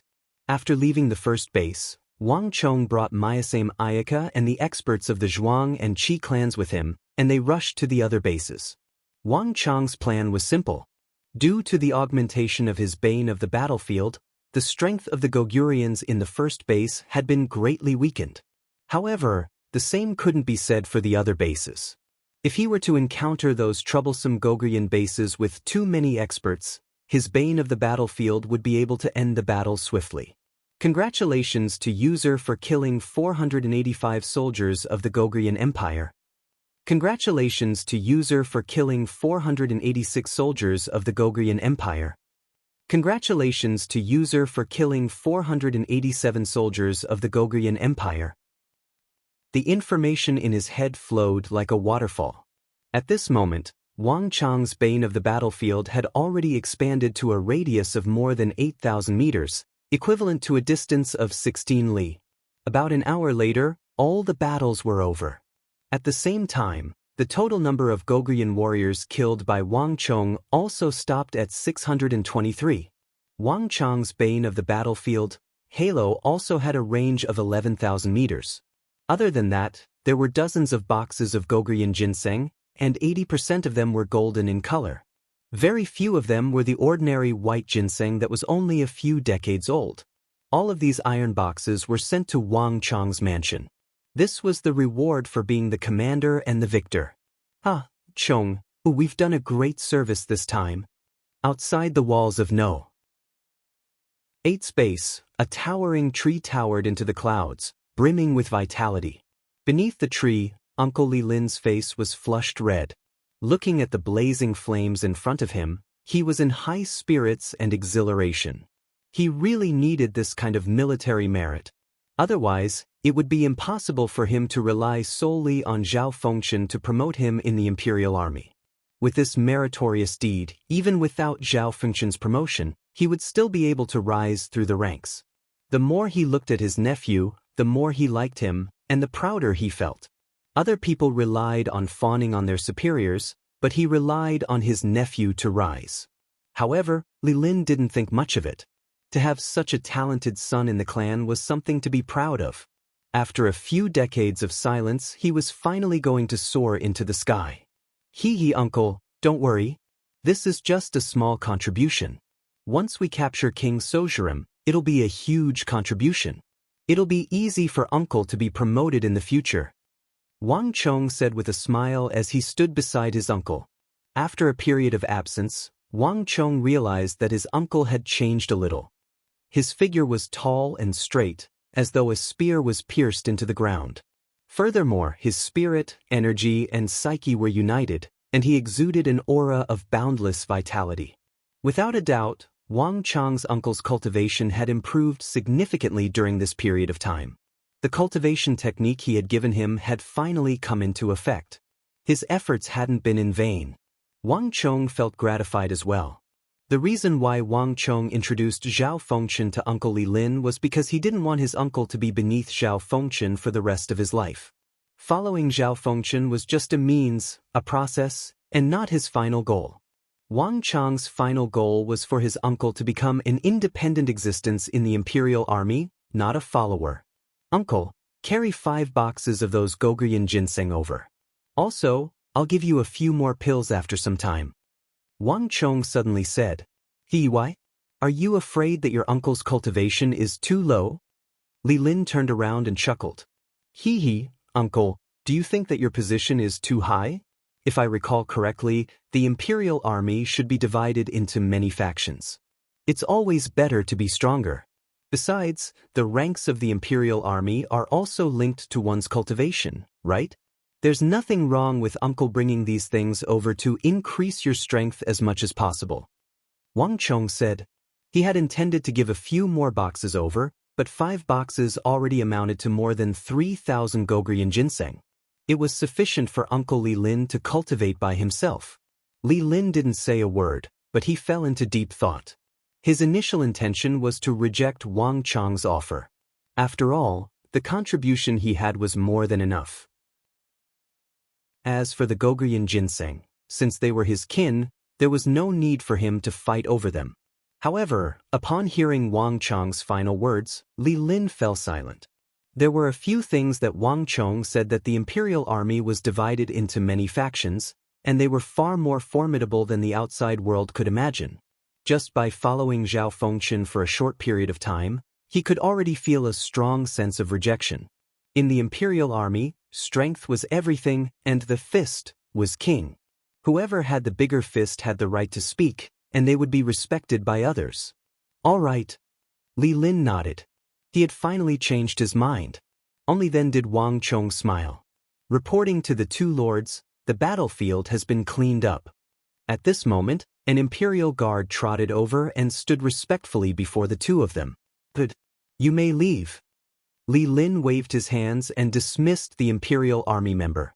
Then, he turned to look at Wang Chong with a passionate gaze. Chong, the battle is over. What do you plan to do next? Hee, I hope you didn't alert the enemy with the final base. Wang Chong said. Hee, I didn't move. Li Lin nodded in understanding. All right, let's retreat. After sending Uncle Li Lin off, Wang Chong turned around and headed straight for the Royal Jade Pavilion. This was an opportune moment. The shops in the capital weren't open at night, and the Wang clan was too conspicuous. However, with the Royal Jade Pavilion as his base, it was much more convenient. He didn't have to worry about attracting attention. Even if others saw him eating in the pavilion, they would only think that he liked the food here, so he came here more frequently. Never would they have thought that he had bought this place. Even more so, Ma Yin Long, the Eagle, Steel Arms, and Solitary Wolf were all stationed here. How is it? As soon as Wang Chong went up the stairs, the four immediately gathered around him and asked anxiously. Wang Chong made an okay gesture, and upon seeing the doubtful gazes of the four, he realized that they didn't understand what he meant. It's done. With a smile, Wang Chong corrected himself. You must be joking. After mobilizing so many imperial army members and borrowing the prestige of the King of Song, it would be a wonder if they still couldn't deal with this. Hearing Wang Chong's words, the four heaved a long sigh of relief. It was as though their hearts had finally settled back into their chests. Wang Gongzi, please don't blame us for the operation tonight. King Sojurim is too familiar with us. Thus, none of us can participate in the operation tonight. Not only so, not even a single one of the eagles can be released. It's not a good thing to be exposed too early. If King Sojurim realizes that we are participating in the operation tonight, the nature of the operation will be different. In fact, he might even cancel the operation altogether. Ma Yin Long suddenly thought of something and explained. Don't worry, I understand. Wang Chong chuckled casually and waved his hands, gesturing for Ma Yin Long to be at ease. Since he trusted Ma Yin Long and the others, how could he possibly doubt them for not putting in enough effort? Looking at Wang Chong's carefree expression, the four couldn't help but be impressed. Even though this Gongzi was young, there wasn't the slightest hint of inexperience in him. Even though he came from a noble clan, he didn't have the air of a profligate scion. After 15 years, there might really be hope for them to capture King Sojurim this time around. Elder, what should we do next? The group sat cross-legged on the floor and formed a circle. Wang Chong humbly asked for guidance. Gongzi, did you touch the last base? Not yet. Good, let's surround it. The crux of our operation lies in that base. If we were to destroy all of the bases, the Gogurians would think that we have grasped their movements. On the other hand, if we were to destroy some of the bases, the Gogurians would think that we have grasped their movements. The greater the momentum of our operation, the more bases we destroy, the stronger their conviction will be. We understand King Sojurim's mentality all too well. He's too conceited, so conceited that once he decides on a plan, he won't change it easily. No matter how great the sacrifice is, it's meaningless to him. He won't care. Our current advantage is that he's in the light, while we're in the dark. No matter how many Gogrian bases you destroy or how many people you kill, you're still a newcomer. King Sojurim doesn't understand you at all. He doesn't know that we're the ones hiding behind your back. This is our greatest advantage. Ma Yinlong said grimly. Wait a moment. Wang Chong suddenly interrupted Ma Yinlong. Elder, you said that King Sojurim doesn't understand me, right? Hee, I suddenly have an idea. After which, Wang Chong revealed his idea. Pa, that works too. Since we're going to do it, let's make it bigger. The more ostentatious you are, the more King Sojurim will be unable to see through you. At the same time, he will look down on you. Wang Gongzi, let's do as you say. Hearing Wang Chong's idea, Ma Yinlong chuckled. If they were to go along with Wang Chong's plan, it would be much easier for the plan to succeed. As for what happens next, the eagle, I'll leave it to you. The eagle nodded solemnly. Chapter 254. Boom. When the news of the dozen Gogrian bases being destroyed spread out, it caused a huge uproar in the capital. In the past, it wasn't a secret that the other foreign countries had spies in the Tang dynasty. However, none of them had built such a massive spy network like the Gogrian Empire. This was especially so after the corpses were displayed in the capital, causing a huge uproar. 500 to 600 Gogrian soldiers. This was a scale far greater than any other foreign country. It was on the scale of a minor rebellion. Furthermore, according to the news from the royal court, the bases they had built had a history of more than a decade. Through these bases, they had carried out countless assassinations and sabotage. In fact, the assault on the Kunwa training camp a while ago was one of their most outstanding feats. The Gogrian soldiers were the best evidence of this. After the large number of Gogrian soldiers were displayed, it further solidified the treacherous intentions of the Gogrian soldiers, causing a huge uproar in the capital. The city gate guards and imperial army began to move out to apprehend those who had slipped through the net. Even the Gogrian territory in the west of the capital was invaded by a large group of soldiers. The ferocious and valiant Gogurians chose to keep a low profile in the face of the rage of the citizens of the capital, cooperating with them. Furthermore, they made it clear that they were honest merchants, completely different from the Gogrian assassins and warriors who engaged in sabotage and sabotage. There was a world of difference between them and the Gogrian warriors. In a single day, a large number of Gogurians were apprehended. Faced with the large-scale operation of the royal court, the merchants of the various countries of the western regions chose to remain silent. Clearly, they could sense that the situation this time was different from the past. Assassination and sabotage couldn't be compared to legitimate business activities. The excuses they used in the past couldn't be used here. As the matter of the Gogurians caused a huge uproar in the capital, more and more details were revealed. In the operation last night, the commander of the imperial army went by the name of Li Lin, and he had contributed greatly to it. Due to this matter, he was commended by the imperial army and promoted to a grade 5 Dragonfang lieutenant. However, the one who uncovered the Gogrian spies was a name that the citizens of the capital couldn't be more familiar with: Wang Chong. It was during the Kunwa night raid that he discovered the traces of the Gogurians and traced them all the way to their bases. Eventually, he led the imperial army to wipe them out. It could be said that Wang Chong was the true hero behind the scenes. Bastard! In an unknown stronghold deep in the mountains outside the capital, an awe-inspiring figure slammed his fist on a table, exuding a terrifying aura.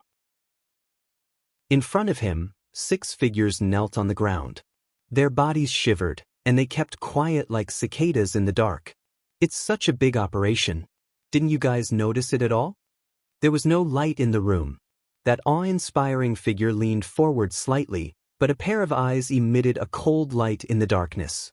That huge pressure caused people's hearts to tremble. Your Highness, their actions were very sudden. We didn't receive any news beforehand. Furthermore, they were directly mobilized from the imperial army. Late at night is the time when our brothers are most relaxed. With more than a dozen bases moving together, we didn't have any time to react, much less escape. The mastermind behind their scheme is extremely formidable.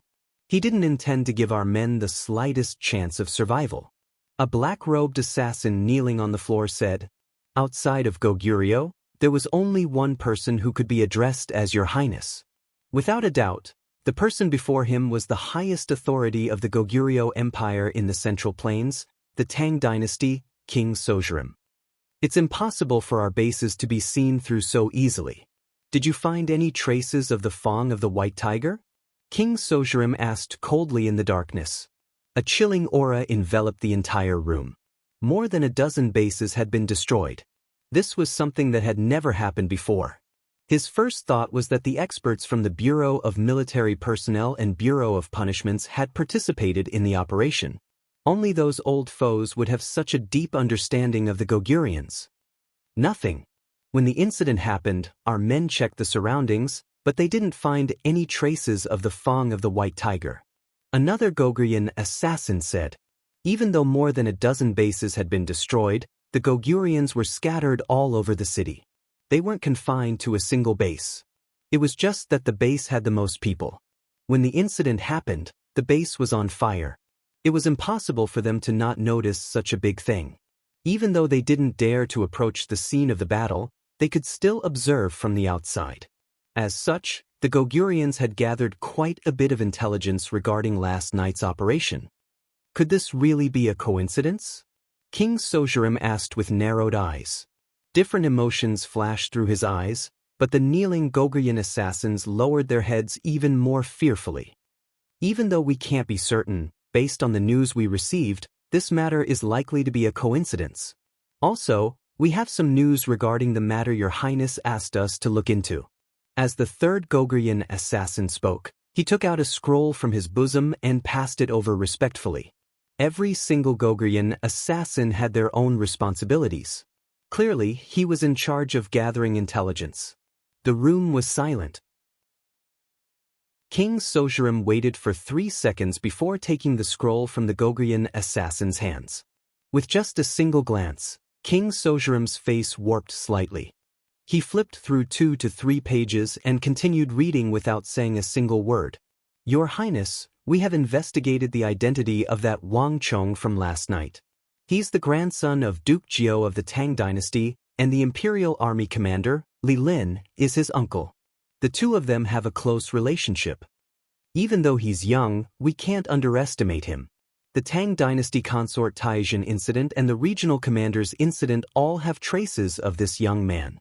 In fact, there's even a rumor that the backer of the Yao clan, Yao Chong, who had been at odds with the Wang clan for decades, lowered his head to Wang Jiuling and admitted his mistake.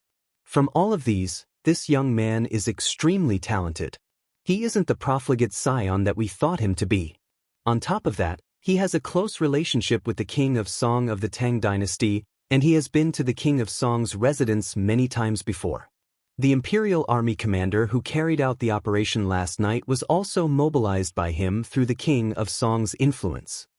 Otherwise, given his uncle Li Lin's position, it's impossible for him to mobilize such a large number of Imperial Army commanders. On top of that, our men found traces of him at the scene of the operation. As he has quite a few experts by his side, we didn't dare to make a move recklessly. More importantly, we found his name in the Kunwa training camp, and he was at White Tiger Peak, the place where the operation was first carried out. At this point, the third assassin paused for a moment before speaking with a deep meaning in his voice. On top of that, our men found a few students from the Kunwa training camp, and they found out that this lad had led his men to seek reinforcements from other camps. At the end of his words, the third assassin's voice was brimming with killing intent. At the same time, the other assassins also began emanating killing intent. Without a doubt, the matter was clear. It was inconceivable that more than a dozen of their bases had been destroyed, and it had dealt a heavy blow to them. However, judging from the deeds of that Wang Chong, it wasn't impossible for him to discover their bases. A person who could cause such a huge commotion in the imperial court of the Tang Dynasty couldn't be judged with common sense. Appearance was no longer of any use to judge a person. No matter what he did, it was entirely possible. In an instant, the room fell silent. From King Sojurim to the 6 Goguryan assassins, everyone was silent. Everyone could sense the weight of this news. Ever since the Fong of the White Tiger more than a decade ago, they hadn't met such an opponent in the capital of the Tang dynasty. Unlike the Fong of the White Tiger, the Fong of the White Tiger was a failure. But this young man named Wang Chong was only in his teens, and he had already brought them 2 failures and nearly 700 deaths. Compared to the Fong of the White Tiger back then, this Wang Chong was far more menacing and dangerous. This wasn't a good thing for the Goguryeo Empire and the people in this base. Everyone knew what this meant. This Wang Chong had to be eliminated, or else the threat he posed to Goguryeo would only grow greater and greater. Let me ask you, is the final base safe? Have you checked it? Are there any suspicious traces of the Tang people in the surroundings? After an unknown period of time, King Sojurim was the first to speak. His voice was filled with deep contemplation. I've checked it. Nothing. Everything around the base is normal. It seems like the Tang people haven't discovered this base yet. One of the assassins said. King Sojurim didn't say anything, but those who were familiar with him could sense that his gaze had relaxed significantly. A single base meant nothing to the Goguryeo Empire. Even if everyone in it were to die, it wouldn't mean much to them. However, the meaning behind this small base wasn't as simple as it seemed. It seems like he's still too young. In the darkness, King Sojurim raised his head and sneered coldly. Gather all of the Empire's warriors. King Sojurim stood up from his seat and said a few words. But the 6 in the room jolted in shock and abruptly raised their heads. Your Highness, should we move now? The Tang dynasty is currently at its most guarded against us. If we move now, we'll suffer heavy losses. That they knew that King Sojurim wasn't a person who would give up easily, but none of them could have imagined that he would be in such a hurry to make a move at such a critical juncture. What's fake is real, and what's real is fake. This is the time when the Tang dynasty is at its most guarded, but at the same time, it's also the time when they're at their most relaxed. They would never have expected us to launch an assassination while they're conducting a large-scale search. King Sojurim raised his head with a disdainful gaze. Even though his voice wasn't loud, it carried an unquestionable tone. An eye for an eye, a tooth for a tooth, this has always been the style of our Goguryeo Empire. Retaliating is the best response to their attacks, and it's also the best consolation for our fallen warriors. As for sacrifice, what does a little sacrifice matter to the Empire? Those warriors who have sacrificed their lives for the Empire are honorable. The Empire will remember them. Those words extinguished all the objections in everyone's hearts. Reverence shone on the faces of the 6 assassins. Yes, Your Highness. 3 days later, the final batch of warriors will arrive. Let's move out. Also, add the Wang clan into the assassination list as well. Aren't we going to assassinate the influential officials of the Tang dynasty? This clan won't make a difference.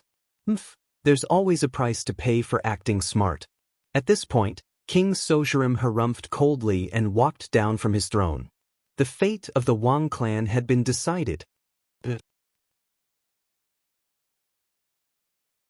Chapter 255. While King Sojurim and the group of Goguryeo assassins were discussing their next course of action, no one noticed that in the depths of the night sky above their heads, a massive eagle was circling in the air. The eagle didn't make a sound, nor did it let out any cry. However, its sharp eyes were able to see everything in the dark as if it was daytime. So, after an unknown period of time, the eagle finally turned around and glided toward the northeast amidst the night breeze. Flick, flick, the eagle glided down from the treetops and landed on a hill in the mountain. From the darkness, a rough arm reached out and caught the intelligent, well-trained eagle. At the same time, another arm tossed a piece of dried meat over. The eagle caught it and swallowed it in a few bites. To think that the Goguryeo base would be here.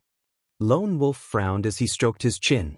There was an indescribable feeling in his heart. From his angle, he could vaguely see the top of a monastery in the distance. Those Goguryeo sure are cunning. To think that they would use a monastery in the depths of the mountain as their base of operations. If we didn't know about it, who would have thought that it would be their base of operations? Steel Hands was also feeling extremely fortunate. If not for the eagle noticing the Gogurians' communication ravens entering the monastery, he would have never imagined that the Gogurians would be hiding here. I remember that 4 months ago, a merchant reported to the royal court that he would donate a monastery in the depths of the mountain outside the city. From the looks of it now, the Gogurians have been plotting this for a very long time. Wang Chong looked in the southwest direction at the massive monastery with a deep frown on his forehead. Great Senior, this temple is very famous. Who could have thought that it would be a base of operations for the Gogurians? Thinking about it, the reason why King Sojurim was able to escape from the encirclement and return to the Gogurian Empire safely was probably due to this monastery. Since this monastery is a base of operations for the Gogurians, there's no doubt that the merchant who donated the money is a Gogurian as well. I heard that he also recruited a group of workers and forbade others to come near during the construction period. From the looks of it, not only the monks in the monastery, even the workers are Gogurians. There's no way the Gogurians would leave such a huge matter to an outsider. The night wind whistled. On the hill, everyone's expressions were solemn. King Sojurim was much more cunning than they had expected. This monastery took 4 months to build, and all of the workers and monks were disguised as Gogurians. Even if something happened, not many people would link it to this temple. Because all of this was done in the open, under everyone's eyes. No matter how many people they have, no matter how cunning they are, this operation is destined to fail. The eagle, what's the situation? Ma Yin-long stood under a pine tree and turned to look at the eagle, who was feeding the eagle. Not good. There's a sentry every 3 steps and a sentry every 5. I'm afraid that the Gogurians will notice us before we even get close to the monastery. Not only so, the terrain here is complicated, and there are mountains and forests all around, making it convenient for us to escape. If the Gogurians realize that their plan isn't working, they can just abandon the monastery and escape at any moment. The eagle tossed the last piece of jerky to the eagle on his arm with a grim expression. The Gogurians were far more vigilant than they had imagined, and there were no blind spots at all. Under such circumstances, it was impossible for them to get close to the monastery. Before the army could even get close, the Gogurians would have already fled. Hearing the eagle's words, everyone frowned. Even if they managed to find the Gogurian base, it would be difficult for them to accomplish their mission if they didn't resolve this problem. Perhaps they might even fail at the very end. Not only so, have you forgotten about the elites of the Gogurians? Since King Sojurim has decided to make a move on the officials of the royal court, he must have mobilized the top-notch experts of the Gogurians, perhaps even the generals of the Gogurian Empire. If we don't have enough people, not only will we be ineffective, we might even be defeated by them. Steel Arms said grimly. He had lost an arm, and the painful lesson from more than a decade ago still left a deep impression on him. Gongzi, you must pay attention to this matter. The Gogurians in the base that we have encircled are only ordinary soldiers. On the other hand, the subordinates that King Sojurim is sending to assassinate the officials are likely to be elites of the Gogurian Empire. We have to be extremely vigilant in order to encircle them. Otherwise, if the mission fails, none of us will be able to bear the consequences.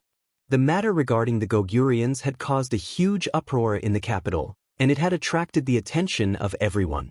Even the foreigners of the western regions were paying close attention to this matter. If the mission were to fail, even the Wang clan would be unable to bear the consequences. Leave such a small matter to me. After a moment of contemplation, Wang Chong smiled.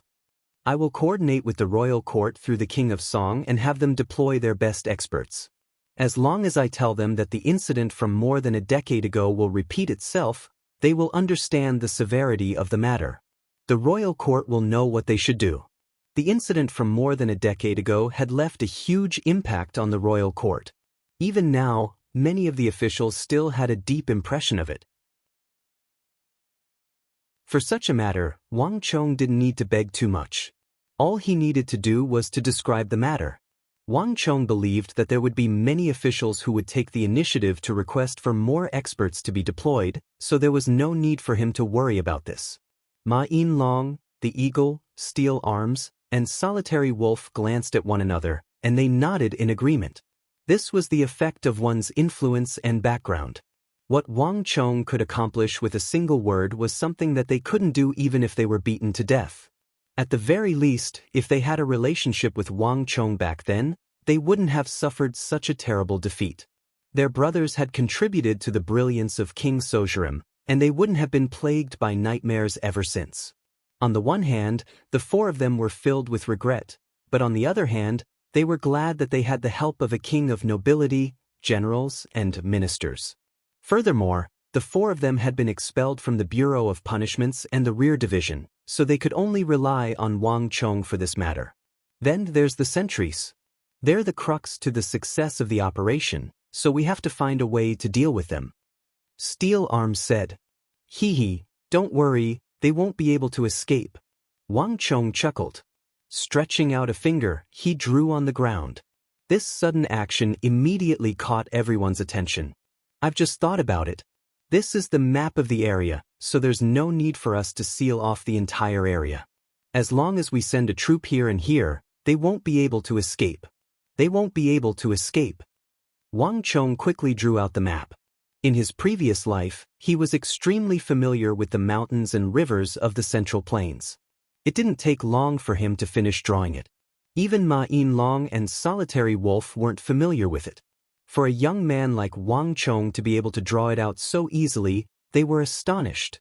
But how should we do it? It's impossible for such a large-scale mobilization of troops to not attract the attention of the Goguryans. As soon as the army leaves the city gates, King Sojurim will probably be alerted. Ma Yinlong said.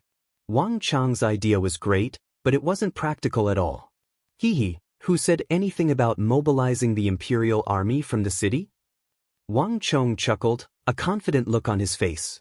The Bureau of Military Personnel conducts regular military movements every year, so all we have to do is to send a troop north. When the time comes, we just have to send an elite troop to infiltrate the troops. Bureau of Military Personnel? The four glanced at one another, and they could see the shock in one another's eyes. To mobilize troops through the Bureau of Military Personnel to encircle the Goguryans, this was an unimaginable feat to the four of them. The military was a matter of national importance, and it couldn't be ignored. Every single order from the Bureau of Military Personnel wasn't to be trifled with. To them, what Wang Chong said was something they didn't even dare to imagine. But in Wang Chong's mouth, it seemed like it was nothing at all. It's not that I'm spouting nonsense. Have you ever thought of the consequences if an influential official of the royal court were to be assassinated? In comparison, the mobilization of troops means nothing at all. Orders are dead, but men are alive. If it turns out to be a good thing, the outcome is something that everyone can accept. Besides, this isn't a large-scale mobilization of troops. All we need to do is to fortify the cities closest to the capital. This way, we can minimize the impact. Wang Chong knew what the four of them were thinking, so he explained. The four of them nodded silently. If it was just a mobilization of troops of this scale, they could still accept it. Now, all that's left is King Sojurim. In an instant, the atmosphere turned heavy once more. This time, even Wang Chong fell silent. It wasn't that he didn't want to help, but that he wasn't able to. He had never met King Sojurim before, so he had no idea what the other party looked like. Under such circumstances, even if King Sojurim were to stand before him, Wang Chong probably wouldn't be able to recognize him. The enemy was in the dark while he was out in the open. Not only so, from the few times they had come into contact with King Sojurim from afar, Fox King Chong knew that the other party was a cunning fellow, and he had a deep understanding of the other party's savagery. The monastery before him was the best proof of that. The eagle, I'll be troubling you then. Once the operation begins, release all of your eagles. I want you to keep an eye on every single Goguryan who leaves the battlefield. Not a single one of them is allowed to escape. It has been more than a decade, and you should know that this is our final chance. The eagle, Steel Arms, and Solitary Wolf nodded their heads. Their eyes were filled with the ominous glint that made Wang Chong feel uneasy once more. Wang Chong wanted to say something, but in the end, he decided against it. Chapter 256. Regardless of whether it was the Goguryons or Wang Chong's side, both sides had to make their preparations. Even Wang Chong didn't know that the Goguryons had already moved ahead of time. On the other hand, the Goguryons also didn't know that Wang Chong and the others had already discovered their base. However, this wasn't the crux of the matter. Neither side had realized that this had already turned into a race against time. If the Goguryons were to launch their attack a day ahead of time, even if Wang Chong and the others managed to discover their base, they would still be defeated. That monastery was simply too close to the capital. Similarly, if Wang Chong and the others were able to coordinate with the Bureau of Military Personnel before the Goguryons made their move, the Goguryons would surely suffer a crushing defeat. But at this point in time, it was impossible for anyone to conduct reconnaissance or capture the other party's men. That would be too dangerous, and it would easily raise the other party's suspicions. 3 days passed in a flash. It's finally done. In a massive monastery located in the forest outside the capital, a Goguryon dressed in a monk's robe and shaved his head let out a long sigh of excitement. After a long time, they had finally completed their preparations.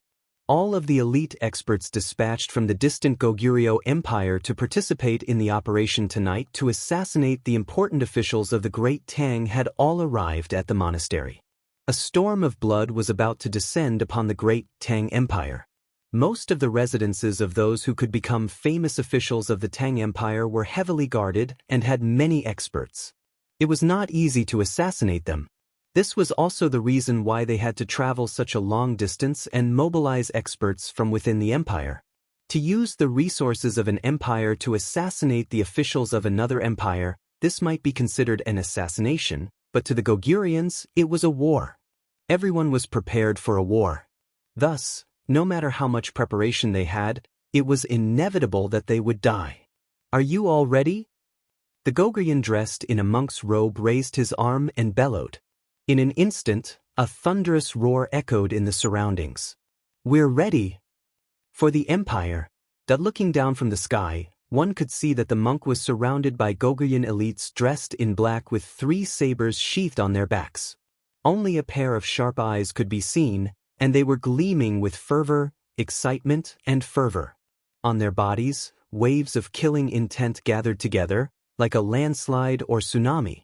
After a long period of preparation, which lasted 4 months and traveled across mountains, all the preparations were finally completed. There were more than a few hundred imperial warriors gathered here. The huge temple was densely packed with over 1,000 imperial warriors. Moreover, unlike those imperial soldiers who had been wiped out in the capital, these people were true experts, true elites, handpicked from tens of thousands. 15 years ago, they had set off a storm of blood in the capital of the Tang dynasty with such a large number of elites, shaking the entire Tang dynasty, and most of them had escaped unscathed. Now, everything was about to repeat itself. For Her Majesty, for His Highness, for the glory of Goguryeo. That amidst a frenzied battle cry, the 1,000 black-clothed and masked Goguryon elites unsheathed the Goguryon sabers on their backs, and a dense forest of sabers pointed toward the sky. Under the starlight, they gleamed coldly. Boom! In the next moment, the Goguryon elites leaped over the high walls of the temple, charging toward the Tang dynasty's capital. Go, my valiant warriors! Let the blood of the Tang dynasty flow like a river. The wind howled. On the roof of the Buddhist temple, 3 figures with majestic auras stood there like a mountain range. Gazing at the Goguryons charging toward the temple, their eyes gleamed so brightly that even the stars in the sky paled in comparison. Everything had been prepared. A batch of experts had already infiltrated the city, and the tunnel leading in and out of the city had been specially arranged. Even if an accident were to occur and the city guards were to discover it, they would be able to swiftly eliminate the culprit, ensuring that no news would leak out. After this night, the entire Tang dynasty would be shaken, and the distant Goguryeo Empire would be deeply proud of them. Just as the group was gazing into the distance and daydreaming, a sudden change occurred. In the darkness of the night, a resplendent firework suddenly burst into the sky. The dazzling light and the long tail of smoke that accompanied it could be seen even from far away. It was extremely eye-catching. What's going on? On the roof of the Buddhist temple, the three figures with powerful auras that resembled a storm were stunned and dumbfounded. They weren't the only ones. Even the Goguryeo assassins who had leaped over the walls of the temple were dumbfounded. They looked at the sky and subconsciously halted their footsteps. They were in the wilderness, a distance away from the capital. Logically speaking, there shouldn't be such a firework here. Furthermore, this wasn't some festival, so there shouldn't be any fireworks here. In an instant, the entire world fell silent. Even the cheers had vanished, leaving only the howling of the mountain wind. Everyone faintly felt a trace of unease in their hearts. However, it was quiet all around. Other than the firework that shot into the sky, nothing else happened. It felt like an instant, but at the same time, it felt like countless centuries had passed. Just as everyone was thinking that something had happened, in the next moment, Hong Long. The mountains shook as if there was an invisible hand shaking the mountains underground. Countless birds flapped their wings and flew into the sky. Kill! Deafening battle cries reverberated throughout the mountains. Before the shocked gazes of the Goguryons, the Tang Dynasty Imperial Army soldiers charged out from all directions. How is this possible? On the roof of the temple, the faces of the three powerful Goguryeo assassins warped in horror, and they nearly fell from the roof. This is impossible. How can there be so many of them? How did they manage to sneak their way here? Where are the scouts? Where are the scouts? Where are all the scouts we have? The Tang people have already sneaked their way here, so why didn't they send any warning back? Be careful. Enemy attack. Shrill, anxious, and furious Goguryeo words echoed in the air, and the Goguryeo army outside the temple fell into chaos. They had thought that they would be facing the guards of the officials' residences, not the regular imperial army of the Tang dynasty. This was no longer an assassination, but a war. Be careful. For the empire. Clang, clang, clang. Some of the Goguryeo elites were the first to react. They drew all of their weapons and assumed a defensive and offensive stance. But the ones who reacted even faster than them were the Tang dynasty. Boom, boom, boom. Before the Goguryeo elites could even react, their chests were pierced by thick metal arrows, and they were pinned to the ground. Master archers! Be careful!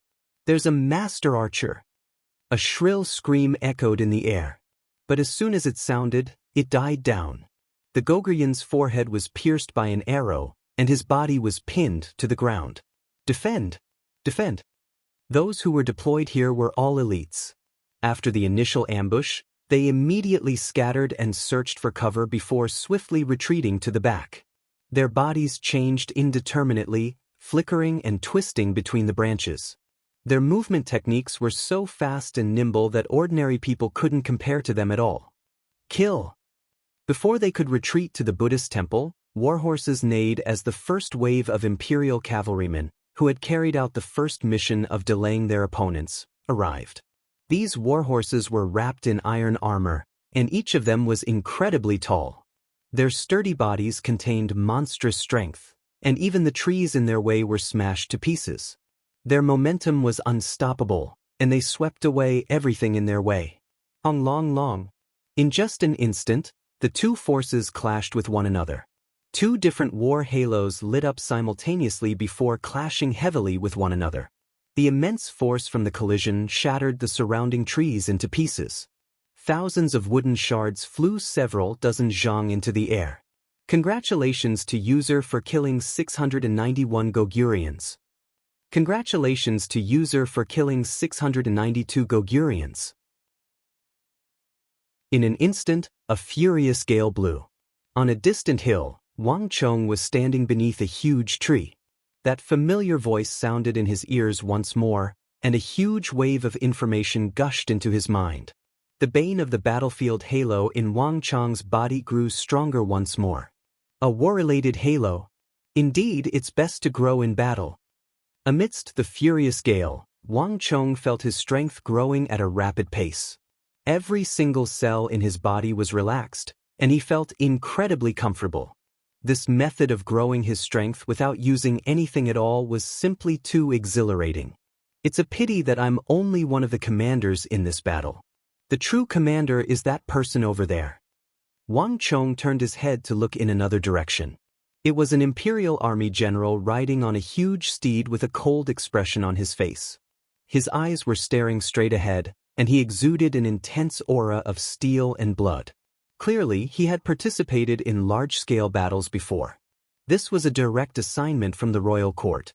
Even though Wang Chong had the favor of the King of Song, he wasn't a member of the imperial army. Furthermore, in order to prevent the Goguryans from escaping, the imperial army had mobilized too many imperial army soldiers. Thus, there was a need for a high-ranking imperial army general to command the troops.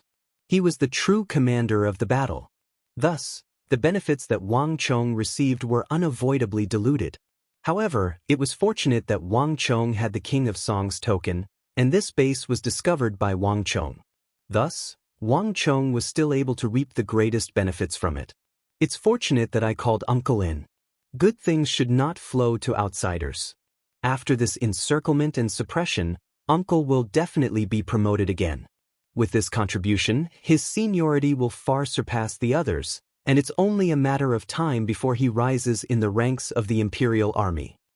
Wang Chong turned his head to look at Uncle Li Lin, who was leading the army toward the monastery, and a smile crept onto his lips. Chapter 257. Brothers, charge. Don't get tangled up. Remember, our target is King Sojurim. No matter what, we mustn't let him escape. Just as Wang Chong was deep in thought, a loud bellow suddenly sounded by his ears. Following which, the clopping of hooves sounded. Before Wang Chong could stop them, he saw Ma Yin Long, Solitary Wolf, Steel Arms, and Old Eagle galloping toward the monastery with reddened eyes. A cloud of dust billowed behind them as they charged toward the monastery. Fast. In their eagerness to kill the enemy, Wang Chong wanted to delay their arrival a little, but it was already too late. After pondering for a moment, he decided to just let them be. It would be a wonder if the four of them could hold themselves back for so many years. In the distance, the battle was already nearing the vicinity of the monastery. Boom! Suddenly, the ground trembled. Before Wang Chong could react, he felt a powerful surge of energy gushing out from the direction of the monastery. Wherever the invisible surge of energy passed by, bizarre changes would occur. Under Wang Chong's vision, the feet of the Gogrian assassins suddenly lit up, and a bizarre halo of thorns burst forth. Then a second and a third. The monastery shook 3 times, and 3 different halos of different colors lit up beneath the feet of the Gogrian assassins. Generals. There's a Gogrian general in the monastery. Everyone on the hill was stunned when they saw the halos that lit up in the darkness. Even Wang Chong couldn't help but blink his eyes in astonishment. Generals who had cultivated their war halo to a certain level would be able to imbue their own war halo to their subordinates. This was one of the unique traits of war halo. This was also the origin of the name of war halo. However, this ability wasn't something that everyone could imbue. Only formidable generals who had reached a certain level of cultivation were able to do so. Regardless of which empire it was, be it Goguryeo, the Tang dynasty, Uzun, or Abbasid Caliphate, these generals were extremely influential figures. They wouldn't be as insignificant as ordinary soldiers who could be sacrificed casually. If a general of such caliber were to die here, it would be a huge loss to Goguryeo. The Goguryans have really gone all out. Wang Chong sneered and quickly realized what was going on. Without a doubt, this should be the masterpiece of the leaders of the monastery that Eagle had observed. The fact that the Goguryans had even sent out their most orthodox generals showed just how determined they were to succeed in this operation. Indeed, compared to the open battle on the battlefield, this kind of covert battle had a smaller investment, but the rewards were much greater. Boom!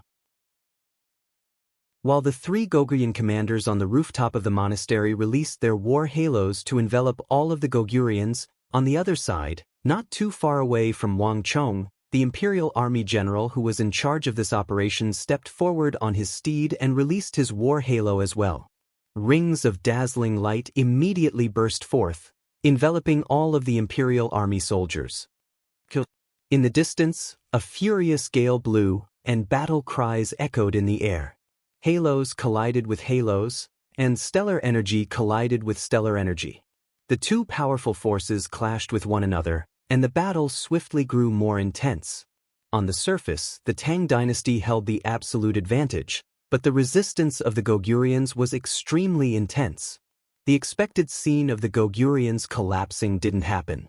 The complicated terrain of the mountains and the dense forest were all things that they borrowed from. On top of that, these Goguryans were all elites with swift and agile movement techniques. On top of that, their ferocious and ruthless three-saber stream actually managed to form a defensive formation, and they didn't collapse. Are you still intending to put up a resistance? Wang Chong sneered coldly. The stubbornness of the Goguryans was truly ingrained in their bones. No matter how bad the situation was, they would still go berserk, determined to bite down on the other party. It was the same for a one-on-one fight, and it was the same for a group attack. However, if the Goguryans thought that they would be able to deal with so many enemies with just 1,000 top-notch elites and the complicated terrain, they were truly naive. Wang Chong abruptly stomped on the ground. Hong long long, the world shook. In an instant, Wang Chong released the bane of the battlefield halo, and an invisible ripple spread across the entire mountain range with Wang Chong at the center. But this time, the target of the ripple wasn't the Imperial Army but the opposing Goguryans. Wherever the ripple passed, the halos beneath the feet of the Goguryans would vanish. This abrupt change shook the entire army. The orderly Goguryan army immediately fell into chaos. Without the support of the halos, the Goguryans suffered heavy casualties in an instant. Not too far away, sensing the changes on the battlefield, the cold Imperial Army general turned his head to look at Wang Chong from afar, and a peculiar glint flashed across his eyes. However, Wang Chong didn't have the luxury of time to explain himself. He heard that familiar voice once more. Congratulations to user for killing 721 soldiers of the Goguryan Empire. Congratulations to user for killing 722 soldiers of the Goguryan Empire. Congratulations to user for killing 723 soldiers of the Goguryan Empire. Congratulations to user for killing 834 soldiers of the Goguryan Empire. Congratulations to user for killing 835 soldiers of the Goguryan Empire. Wang Chong gazed into the distance, not moving in the slightest. After an unknown period of time, just when everyone thought that Wang Chong's respect would never come down, the long-awaited order finally appeared. Kill! Like ferocious tigers charging down the mountain, the 100 Imperial Army cavalrymen surrounded Wang Chong, Myasame Ayaka, and Myasame Ayaka. As though arrows released from a bow, they charged down the hill furiously. Hong long long. The ground rumbled, and the silhouettes on both sides retreated as swiftly as bolts of lightning. The wind howled shrilly in Wang Chong's ears. As Wang Chong listened to the deafening roar, the thundering of hooves and the neighing of warhorses, the blazing flames in the distance and the cold glint of weapons, a voice seemed to roar in his mind, and he felt like all the blood in his body was boiling. In an instant, his consciousness seemed to have transcended time and space. Once again, Wang Chong felt a calling from the depths of his soul, a calling from the battlefield. He belonged to this place, to the battlefield. As though a miracle, a gap suddenly appeared in the formation of the Goguryans. Long. In the next instant, the 100-plus cavalrymen led by Wang Chong stabbed into the gap like a sharp knife, ripping it apart. The immense might of the rear charge even flung the Goguryan assassins high up into the air. Kill! A deafening roar reverberated across the sky. In just an instant, the Goguryan formation had been torn into two, and the formation that they had just stabilized with great difficulty immediately fell into chaos. Bastard! At the top of the monastery, the faces of the Goguryan leaders who were observing the situation from a high vantage point immediately warped. Wang Chong's charge had completely destroyed their previous efforts. The trio's faces were cold. They wanted to destroy this army, but soon, they couldn't be bothered about anything else. because the Tang people's army was already charging over ferociously. This time, the trio joined the fray. Get ready! There's still one more time. In the distance, Wang Chong, who had just pierced through the Gogrian formation, led his elite cavalrymen and stopped on the opposite hill. From Wang Chong's perspective, the Gogurians were still gathering their formation, and they were preparing to regroup once more. But to Wang Chong, as long as he pierced through their formation twice, all of the Gogurians would be routed. Assassination was one thing, but war was another. The Gogurians had already fallen into his rhythm. Prepare for the second attack. Panglong. When Wang Chong led the 100-plus elites to pierce through the Gogrian formation for the second time, the 1,000-plus Gogrian elites finally crumbled. They were no longer able to form a proper formation to defend themselves. Chapter 258. Translator, Ryuxinji Editor. H2-2 Mr. A group of Gogrian elites who were unable to form an effective formation, no matter how many men they had and how powerful they were no different from a mantis trying to stop a chariot. From the moment Wang Chong broke through their formation for the second time and disrupted their formation, the fate of these Gogrian elites that had been mobilized from the distant Korean peninsula had been sealed. Retreat! Retreat! Leave this place! Chaos broke out among the Gogurians, and as though frightened beasts, they scattered in all directions. No one thought of hiding in a monastery or temple. That would be like catching a turtle in a net, and it would be even more impossible for them to escape. Boom! By Wang Chong's side, the morale of the Gogurians was invigorated. The hooves of their warhorses galloped, and brilliant halos tore through the darkness as they chased after the Gogurians. If they were to resist, it would still be troublesome. However, if they were bent on escaping, they would only die even faster. Congratulations to user for killing 1110 soldiers of the Goguryeo Empire. Congratulations to user for killing 1111 soldiers of the Goguryeo Empire. Congratulations to user for killing 1112 soldiers of the Goguryeo Empire. Congratulations to user for killing 1113 soldiers of the Goguryeo Empire. Congratulations to user for killing 1257 soldiers of the Goguryeo Empire. Congratulations to user for killing 1258 soldiers of the Goguryeo Empire. Congratulations to user for killing 1259 soldiers of the Goguryeo Empire. Information gushed into his mind like a waterfall. Amidst the mountains, a strong gale blew, and formless ripples shook the surroundings. After reaching a radius of 10,000 meters, Wang Chong's bane of the battlefield halo began to expand once more. The exhilaration brought about by the growth of his strength left Wang Chong feeling unprecedentedly excited. With another 700 more, I'll be able to reach level 2. Wang Chong thought. The bane of the battlefield, aura became more and more difficult to upgrade as one progressed. At the very beginning, Wang Chong only needed to kill a regular non-humankind soldier. However, to advance from level 0 to level 1, he would have to kill 100 Gogrian, Uzun, Abbasid Caliphate, and Mengshizhao soldiers. Furthermore, these soldiers were at least at Origin Energy Tier 9 to True Martial Realm, and none of them were easy to deal with. And at level 2, the number of mutated race warriors needed to be killed was even more, 2,000. Wang Chong's Bane of the Battlefield, Halo, was still at level 1 and could only be effective against martial artists at True Martial Tier 1 and below. Its effects were practically overwhelming and destructive. However, it was much less effective against martial soldiers at Tier 2 of the True Martial Realm and above. If he wanted to deprive a Tier 2 True Martial expert of his martial arts Halo and use it on an even stronger opponent, Wang Chong's Bane of the Battlefield Halo had to reach at least level 2.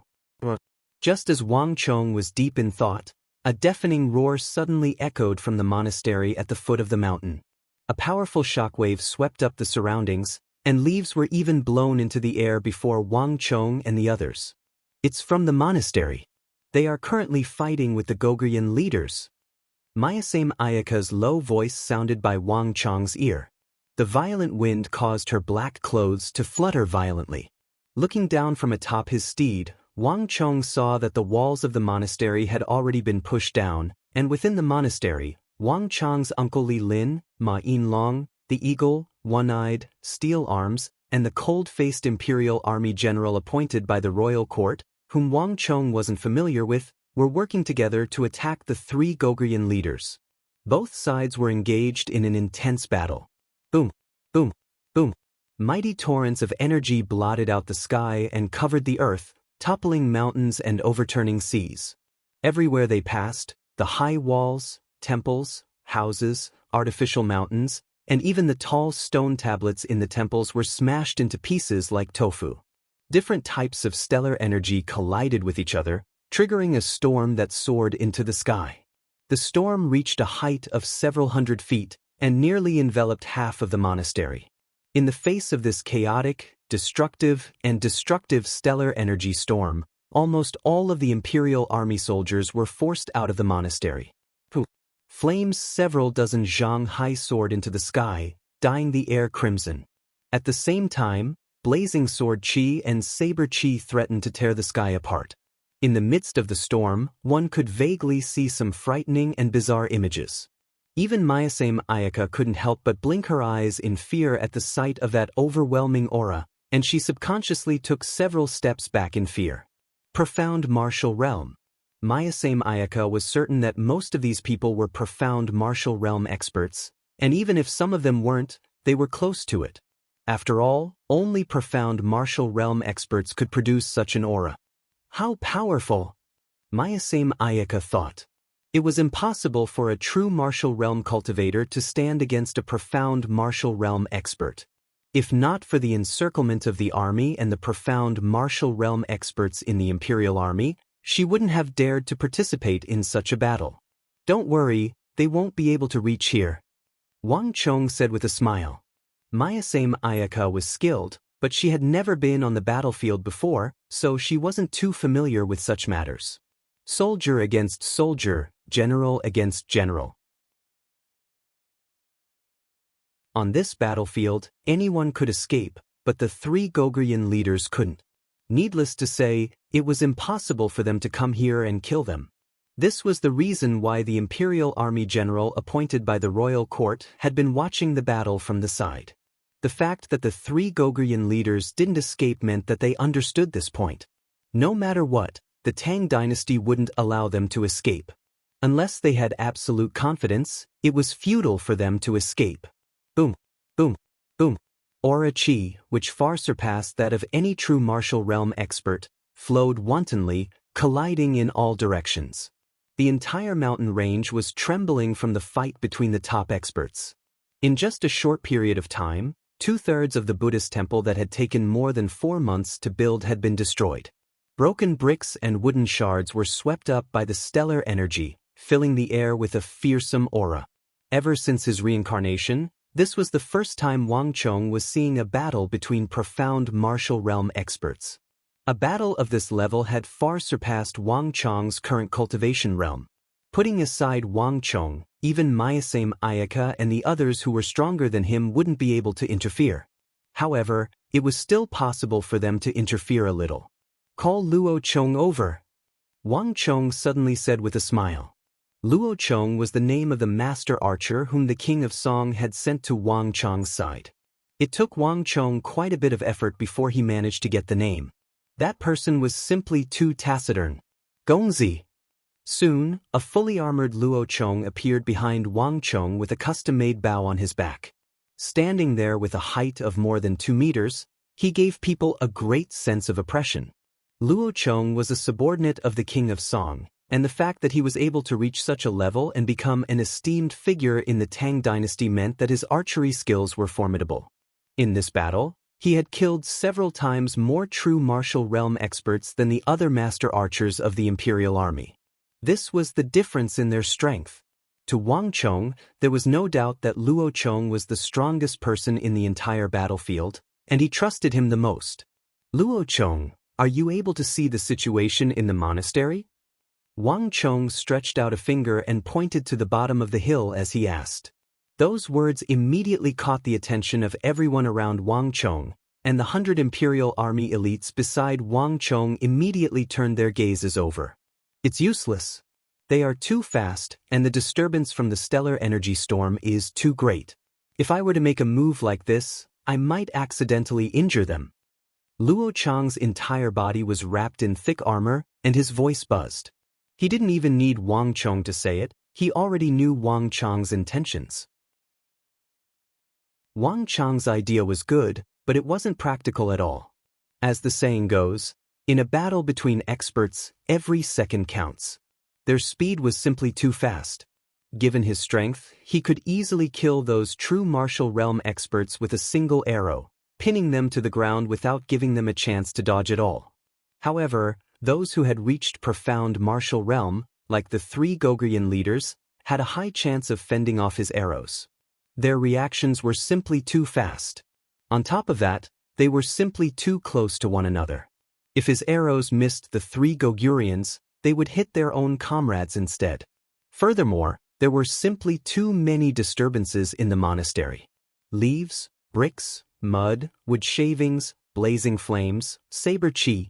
Even though these disturbances didn't affect them as much as the others, they still interfered with their movements. In this kind of close combat, if there was even the slightest mistake, not only would they not be able to kill the enemy, but their own side would also be killed. If that were to happen, he would be overconfident.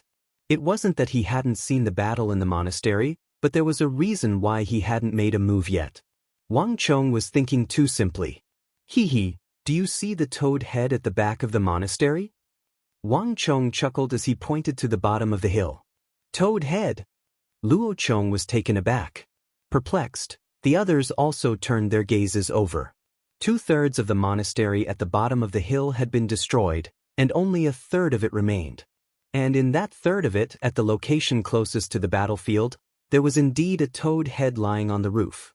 In the construction of houses, this kind of eaves shape was actually very common. Just that, they couldn't understand what this had to do with helping their comrades deal with the Goguryons. Later on, when the flames reach a height of 11 zhang, stand here and listen to my command. Lower your wrist by 3 fin for Li and 2 jiao and aim there. With his hands behind his back, Wang Chong pointed confidently to the side. Hearing Wang Chong's words, Luo Chong's heart jolted. Staring at Wang Chong, astonishment flashed across his eyes for the first time. 3 fin for Li and 2 jiao, this was something that could only be used in archery.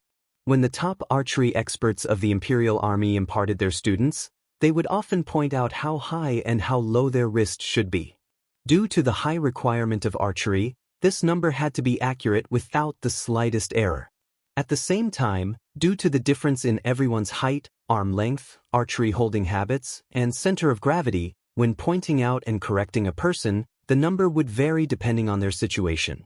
In order to achieve this, one had to have an extremely high level of attainment in archery.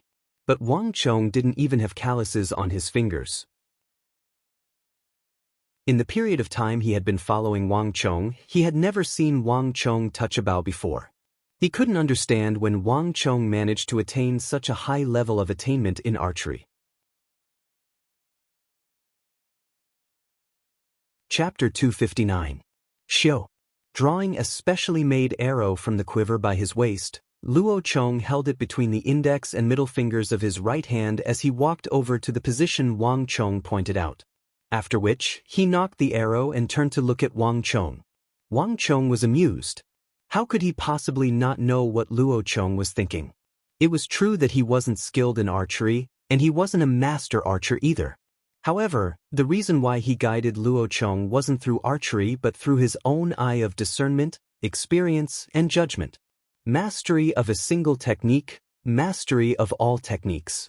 Upon reaching the peak of martial arts, determining Luo Chong's height, arm length, center of gravity, and degree of correction was a walk in the park. This didn't require any exceptional mastery in archery, and it wouldn't be affected by reincarnation either.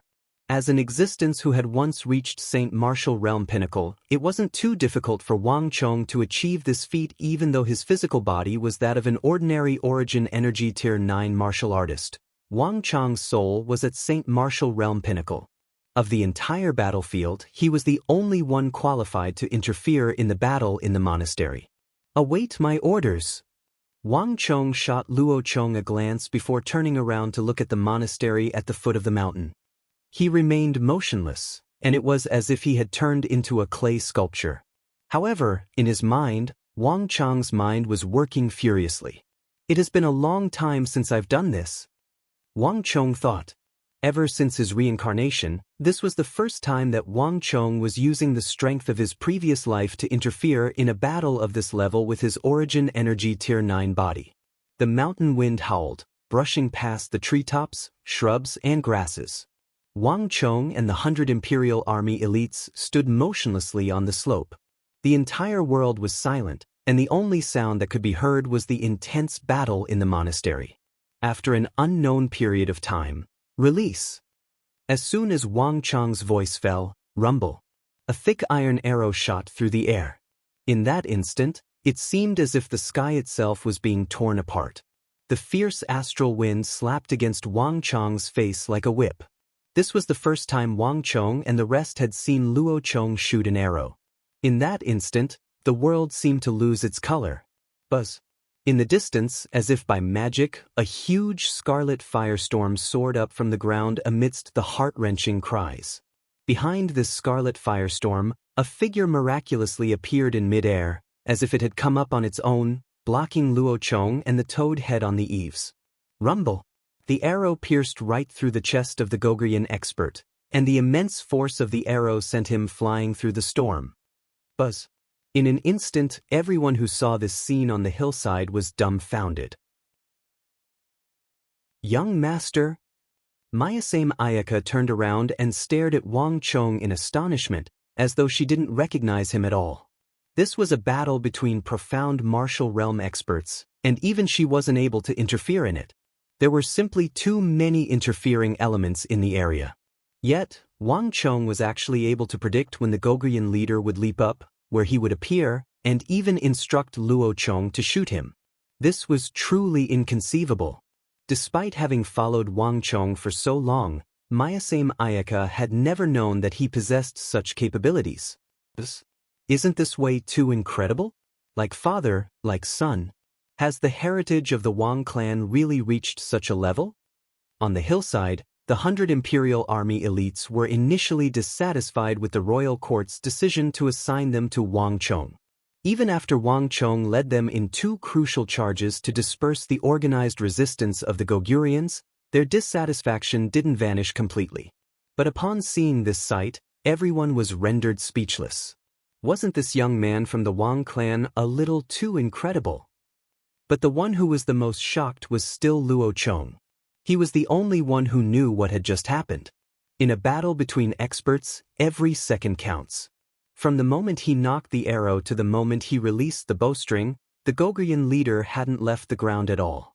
But in the next moment, as if Wang Chong had predicted it, the Gogrian leader leaped into the air and collided with his own arrow.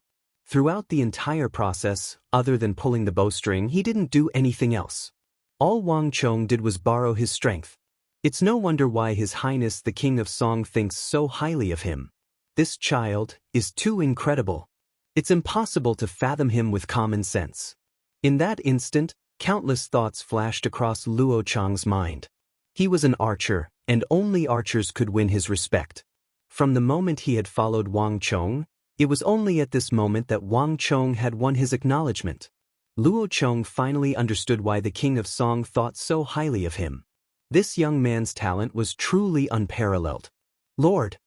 A series of shouts in Gogrian suddenly sounded from the monastery. Putting aside Wang Chong and the others, even the Gogrian leaders were taken aback. Following which, a deafening roar erupted from them. The two Gogrian leaders exerted their monstrous strength, and despite being outnumbered, they actually managed to force Li Lin, Ma Yinlong, and the others back. Then, they charged toward the Gogrian leader who had been sent flying. "It seems like you managed to shoot a formidable fellow." Wang Chong was slightly taken aback, but he soon chuckled. "That's even better." Luo Chong's arrow didn't kill the Gogrian leader, but the outcome was decisive. The three Gogrian experts were already outnumbered, and it was difficult for them to hold their ground. If one of them were to be severely injured, they would be even less of a match. More importantly, Wang Chong had made use of Luo Chang's arrow to break their coordination. This was the reason why they were able to hold on for so long.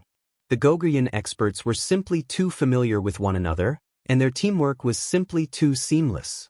In comparison, even though Wang Chong had many experts on his side, they were fighting individually, and their teamwork was lacking. Boom! With a deafening explosion and several screams of agony, the battle in the monastery finally came to an end. The three powerful and vicious Goguryeo leaders fell heavily to the ground. Around him, the ground was a mess. Congratulations to user for killing Grade 5 Goguryeo General Day Hyansik.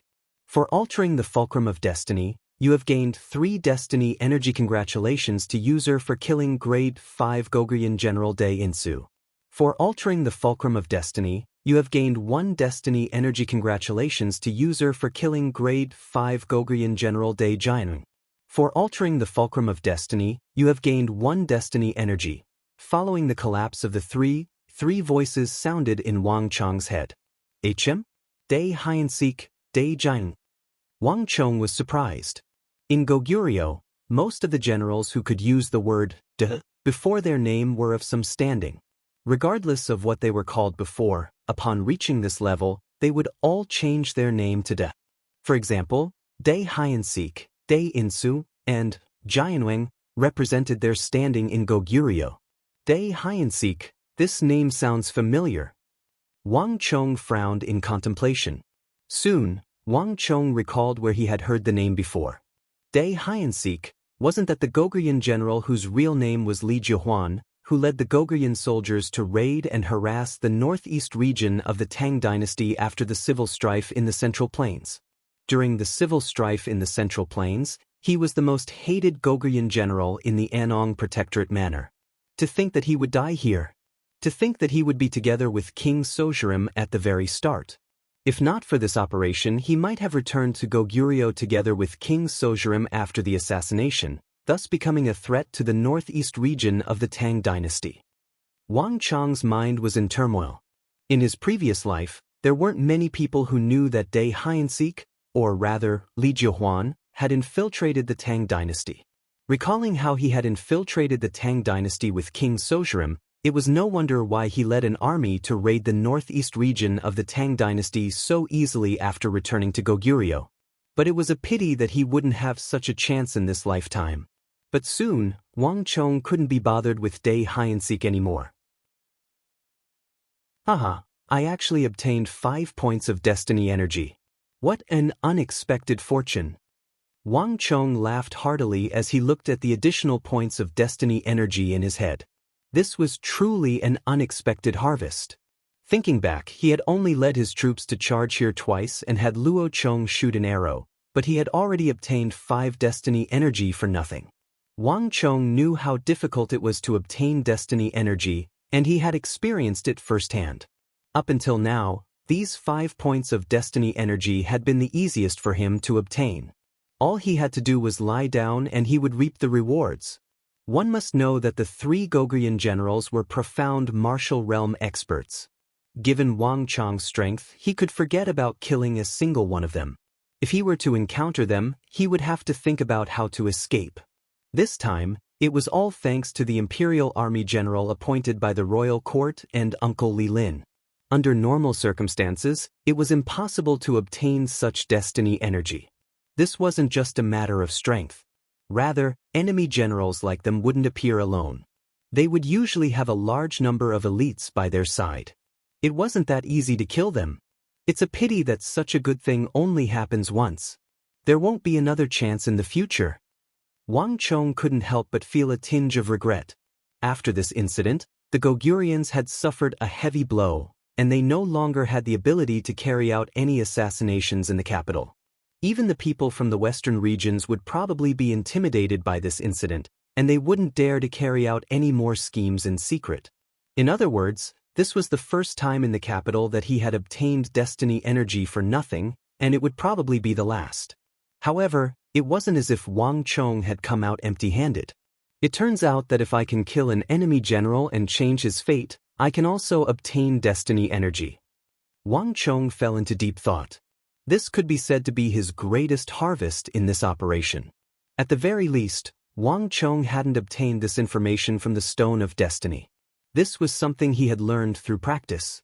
Although a general was only rewarded with 1 point, such as Dai Hyansik, who later became a threat to the Tang dynasty's borders and had some status, only received 3 points. Many a little makes an ocean. Chapter 260. Right. Wang Chong suddenly recalled something. If killing 3 Goguryeo generals had given him 5 destiny energy points, wouldn't that mean that he would be rewarded with even more destiny energy? If so, wouldn't he be rewarded with even more destiny energy if he foiled King Sojurim's plan and prevented the second assassination attempt against the officials of the Tang dynasty? At this point, Wang Chong couldn't help but feel excited. The strengthening of the bane of the battlefield halo was indeed rare and precious, but comparatively speaking, destiny energy was the foundation. This was the most important thing. I wonder how many destiny energy points I'll get from killing King Sojurim this time? With the reward of killing 3 generals and the final reward, this trip down the mountain is truly worth it. Wang Chong was overjoyed. Regardless of what the final reward was, Wang Chong was certain that it wouldn't be less than 10 destiny energy points. When Wang Chong left the mountain to deal with the Goguryons, he was only focused on enhancing his little yin-yang art and the bane of the battlefield halo, as well as stopping the assassinations of the Goguryons. He didn't think that there would be a reward of destiny energy. This was an unexpected reward. Just as Zhang Xian was deep in thought, a sorrowful howl suddenly sounded from the monastery. No, that fellow isn't King Sojurim.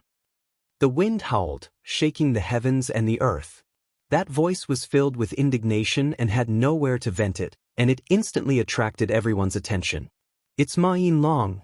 Astonished, Mayasame Ayaka immediately turned her head over. She had been in contact with Ma Yinlong for quite some time now, so she knew a little about him. In this operation, Ma Yinlong didn't care about anything other than the Goguryeo King Sojurim. Is King Sojurim not one of them? Mayasame Ayaka was astonished. None of the profound martial realm experts were ordinary individuals. Given how the 3 of them were able to last so long despite being surrounded by so many people, how could they not be King Sojurim? If the 3 of them weren't King Sojurim, where was he? Wasn't he present for such a huge operation? Wait here, I'll go down for a while. A light flashed in Wang Chong's eyes. He placed his right hand on the saddle beside him and flipped himself onto the horse's back. Hiya! He clamped his legs together and immediately kicked up a cloud of dust as he galloped down the mountain. None of the profound martial realm experts were King Sojurim. Others might not know this, but Wang Chong couldn't be any clearer. Dee-da-da. The war horse was as tall as a man, shiny and as black as a dragon. With a leap, it flew over the broken walls of the temple and landed inside the courtyard. The imperial army of the Tang dynasty was indeed well trained. A portion of them chased after the fleeing Goguryeo elites while the rest entered the courtyard to deal with the corpses. This was the sight that Wang Chong saw when he walked in. Young Master Wang, are these your subordinates? Amidst the rubble, the indifferent and powerful imperial army general raised his head. This was the first time he had spoken to Wang Chong since the operation began. Wang Chong nodded. Not bad, they are true warriors. A hint of respect flashed across the imperial army general's eyes. After saying those words, he led his horse away from the temple. Sitting on the back of the horse, Wang Chong was slightly surprised. But soon, Wang Chong couldn't be bothered with such things anymore. With a flip of his body, Wang Chong dismounted from the back of the horse and headed toward the area where the battle had been the most intense. At the very center of the temple, the ground was distorted like a fried dough twist. Deep holes could be seen all over the ground, and rubble could be seen everywhere. At the center of this devastated land, Ma Yinlong was kneeling on the ground, and it seemed as if he had collapsed completely. The determination and sharpness that Wang Chong had sensed from him seemed to have vanished in an instant. Around him, the eagle, steel arms, and Vicious Wolf also lowered their heads in a daze. The battle had ended, and the three most formidable Gogrian leaders had died in their hands. But King Sojurim wasn't among them. After persevering for 15 years, they felt as if their conviction had crumbled. That was more than a decade. Many of their brothers had died, and they had suffered great humiliation. Yet, in the end, King Sojurim still managed to escape. It wasn't hard to imagine the disappointment the four of them felt. How many 15 years did one have in their lives? In the battle against King Sojurim, the brothers had ultimately lost. Chonga. Upon seeing Wang Chong, Wang Chong's uncle, Li Lin, sighed with a hint of pity in his eyes. Even though he hadn't interacted much with them, he still knew of King Sojurim's name. After all, given his age, he knew of the matter back then. King Sojurim's name, as well as the reactions of the others, Li Lin could more or less guess what had happened. However, there was nothing he could do in this regard. "Let me do it," Wang Chong said calmly. Patting Wang Chong's shoulders, Li Lin turned around and left, leaving Wang Chong, Ma Yinlong, and the others behind. "Hey, you're giving up so quickly?" Wang Chong walked over with a smile. None of the four spoke a word, as though they were statues. It was as if they hadn't heard Wang Chong's words at all. At this moment, no one was in the mood to strike up a conversation with Wang Chong. You can't be thinking that King Sojurim has really escaped, right?" Wang Chong laughed heartily. There wasn't the slightest hint of sorrow in his voice. "Wang." The hearts of the four jolted, and they raised their heads to look at Wang Chong. "Wang Gongzi, you mean to say that King Sojurim hasn't escaped yet? He used the three of them to attract our attention. Did he sneak into the midst of the Gogrian soldiers and escape?" The one who spoke was Steel Arms. He wasn't a fool, and he could vaguely guess what was going on from Wang Chong's words. In that instant, a spark of hope lit up in the eyes of the four. I didn't say that. The entire mountain range is filled with Imperial Army soldiers. Do you think that King Sojurim is that foolish?" Wang Chong shook his head, refuting Steel Arms' conjecture. For a meticulous and astute Goguryeo, spy king, to be able to come up with a plan like the monastery, spend 4 months to perfect it, spend a huge amount of effort to dig a secret tunnel that connects the capital to the inner and outer walls, and at the same time, be vicious enough to make a move on the officials of Great Tang, how could such a character be so shallow? He was truly underestimating the renowned Gogrian spy king of the Central Plains too easily. "Wang Gongzi, what do you mean by that?" The four turned to look at Wang Chong, and the spark of hope that had just lit up in their eyes dimmed once more. "Don't worry, he won't be able to escape." Wang Chong smiled mysteriously, but he didn't explain anything. There was no need to worry about King Sojurim. The urgent matter at hand was to end the battle here first. Speaking of which, it should be about time for the other side to make a move, right? Wang Chong lifted his head and gazed into the depths of the mountain range. A deafening battle cry could be vaguely heard from that direction. The ambush that Wang Chong had planted through the Bureau of Military Personnel had finally come into effect. It was an inescapable net that surrounded the Gogurians. No matter where they fled to, they wouldn't be able to escape. The 1,000 Gogrian elites were destined to be buried here for the rest of their lives. To think that it would still end in failure. Back in time, when the Buddhist temple was burning with a raging fire, far away, under a pine tree on a mountain, an old woodsman with a face full of wrinkles and black hands was carrying a bundle of firewood on his back. He wore a bamboo hat and had a complicated look in his eyes. His current position was neither too far nor too close to the monastery, allowing him to accurately observe the monastery without being surrounded by the imperial guards of the imperial court. There were many woodsmen in the capital who would enter the mountains at night and sell their firewood in the day. It wasn't a rare sight. A gentleman's vengeance is a dish best served cold. These are the words of the people of the Central Plains. Just wait and see, you won't be happy for long. Gazing into the distance, the old woodsman didn't attempt to warn or change anything. Instead, he decisively turned around, pressed down on his bamboo hat, and walked down the mountain with a bundle of firewood on his back. He walked very slowly and calmly, like an ordinary woodsman who couldn't be any more ordinary. He even chopped 2 handfuls of firewood along the way, then made a detour and calmly went down the mountain. He rested for a moment, drank some water, and continued on his way. It was still early, so the old woodsman didn't use the secret tunnel beneath the capital. The monastery outside the city had been discovered, and it had been wrapped up like a dumpling. At this moment, nothing was safe. If he were to use the secret tunnel recklessly, he might just expose his identity, and that would be too dangerous. Carrying the bundle of firewood on his back, the old woodsman walked to the city gate and sat down by the wall. Beside him, other woodsmen had already appeared, and they were seated on the ground just like him. Upon seeing the familiar face of the old woodsman, a few of the woodsmen even greeted him warmly. Some of them even passed their tobacco pipes to him, inviting him to take a puff or two. They had met him several times at the city gate and in the mountains, and they had a good impression of him. The old woodsman chuckled and rejected the woodsman who invited him to smoke in fluent Central Plains language. It was still early, and the city gates of the Tang dynasty would only open at dawn. The old woodsman wasn't in a hurry either. He blended into the crowd and waited patiently. The more people there were, the safer it would be for him. In order to relax, the old woodsman even closed his eyes and took a short nap. Long, after an unknown period of time, the city gates finally opened. The old woodsman shook his body and stood up. Then he blended into the crowd and passed through the city gates. It was still early and there weren't many people on the streets yet.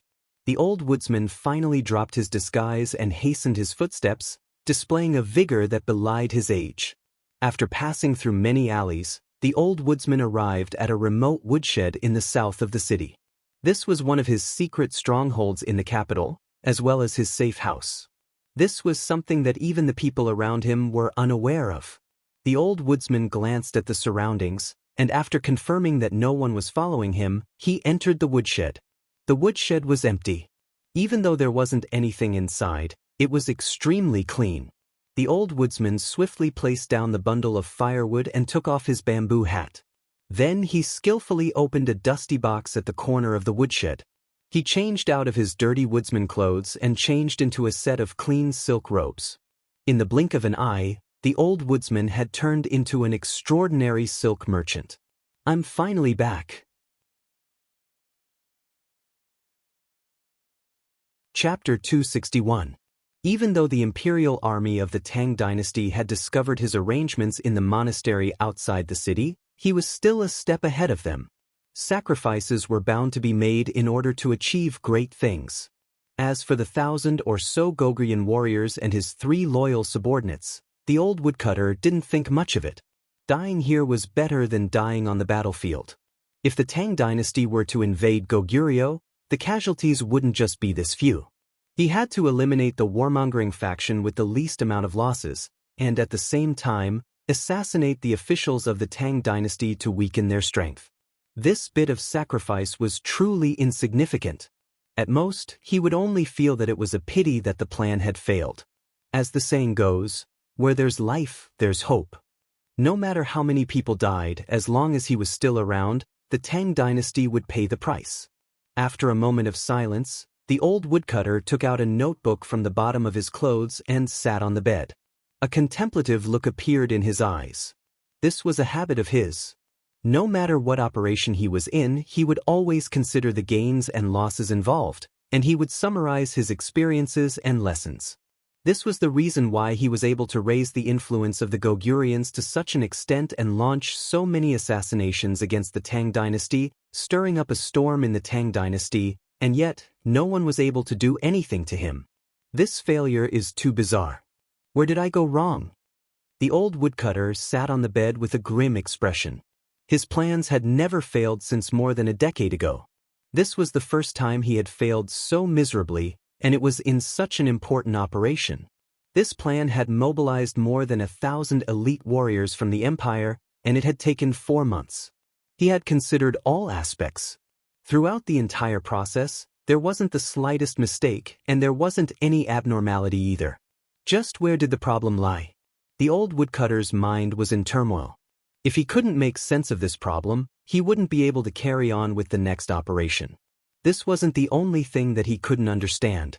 He had spent a great deal of effort to build up those 10 or so gathering points. For a whole 15 years, there were no problems. On the surface, he used those of the same clan who opened restaurants and gambling houses to attract the attention of the Tang dynasty. These people would never commit crimes for the rest of their lives, nor would they be caught. On the other hand, the ones who were actually taking action were all guests or Han Chinese, hiding among the crowd and shuttling back and forth. This strategy had never been seen through before. But all of a sudden it was seen through.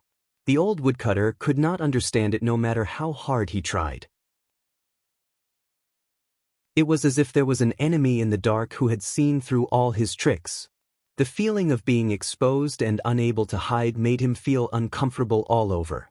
The old woodsman sat there motionlessly as he went through everything that had happened in his mind. Which Wang clan's brat? The old woodcutter's eyes narrowed and his expression suddenly became incomparably cold. On the Tang people's side, no matter how he thought about it, the most suspicious person was that boy named Wang Chong. Although he still couldn't believe that someone could defeat him in terms of stratagem.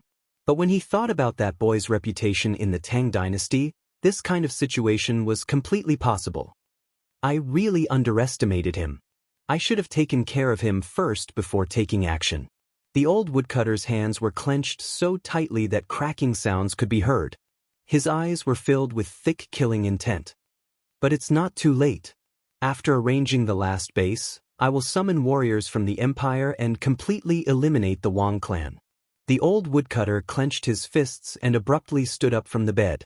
Although the operation had failed, he had not suffered a crushing defeat. That final base was his only hope. The people in the base were all familiar with him and had a deep understanding of the Tang dynasty.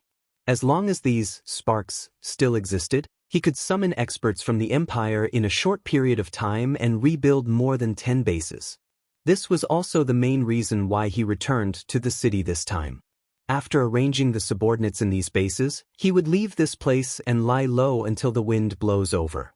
When the wind blows over, he would come back to rebuild the things he had lost, and even build an even bigger base. Time to go. The old woodcutter took off the bamboo hat on his head and placed it on the bed. Now, even those woodcutters who had greeted him before could not recognize him. As for those Tang people, it was impossible. Striding out, the old woodcutter, a middle-aged silk merchant, strode out of the room. Once he left this room, no one would be able to recognize him. Buzz. Just as he walked to the door of the room, he seemed to have sensed something. The expression on the old woodcutter's calm and composed face suddenly changed drastically. How is this possible? The old woodcutter's eyes widened in shock, and his face paled significantly. But, with no time to think, the old woodcutter closed the door and hurriedly returned to his room. Hurry up, this is the place. Surround this entire place. A loud voice came from outside, followed by a series of galloping horses. The old woodcutter's heart immediately sank. With no time to think, the old woodcutter took off his silk robe, folded it as fast as he could, and put it back under the box. Then he covered it with the old clothes and changed into the old woodcutter's attire. Then he took the bamboo hat from the bed. After thinking for a moment in the room, the old woodcutter finally pushed the door open and walked out. The bundle of firewood was placed at the door. The old woodcutter lowered his head and put the bundle back on his back. Then he calmly walked to the firewood mound. Although everything happened so suddenly, and the Tang dynasty imperial army that appeared in the temple outside the city actually came here, the old woodcutter had absolute confidence in his disguise. Regardless of which aspect, the old woodcutter believed that he had not left any flaws. These people would never see through him. Stop! But just as he reached the firewood mound, a stern shout came from above. Young master, this old man is just a woodcutter. I still have to deliver firewood to others later. Gongzi, why must you make things difficult for me? The old woodcutter lowered his head and sighed. His voice was filled with deep exhaustion. He looked like an ordinary woodcutter who had been busy for an entire day just for the sake of his livelihood. Wang Gongzi, are you certain that this is the place? Hearing the old woodcutter's words, Ma Yin Long turned around and looked at the young man beside him. The group that had appeared outside the firewood mound was none other than Wang Chong, Ma Yinlong, Steel Arms, the Eagle, One-Eyed, Wang Chong's uncle Li Lin, and dozens of Imperial Army members.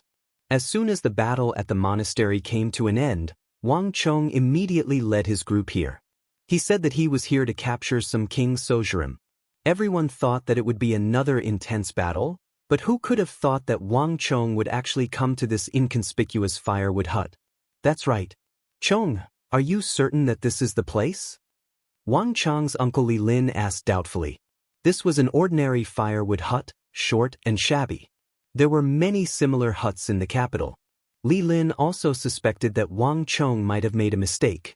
Old man, let me ask you, did you see anyone suspicious around here? For example, someone with 3 sabers? Li Lin said with a frown as he rode on his horse. Old masters, you must be joking. I'm just a woodcutter, how could I know so much? The old woodcutter shook his head with a bitter smile. Wang Gongzi, are you sure? Solitary Wolf asked as the doubt in his eyes deepened. To think that they were so excited just a moment ago. Could it be that the person Wang Chong wanted them to capture was this old woodcutter? Wasn't that a little too ridiculous? The others sat on their horses. Although they didn't say anything, their eyes revealed the same puzzlement. Hearing their words, Wang Chong burst into laughter. Elders, I've said that I'll bring you to King Sojurim, so naturally, I'll bring you to him.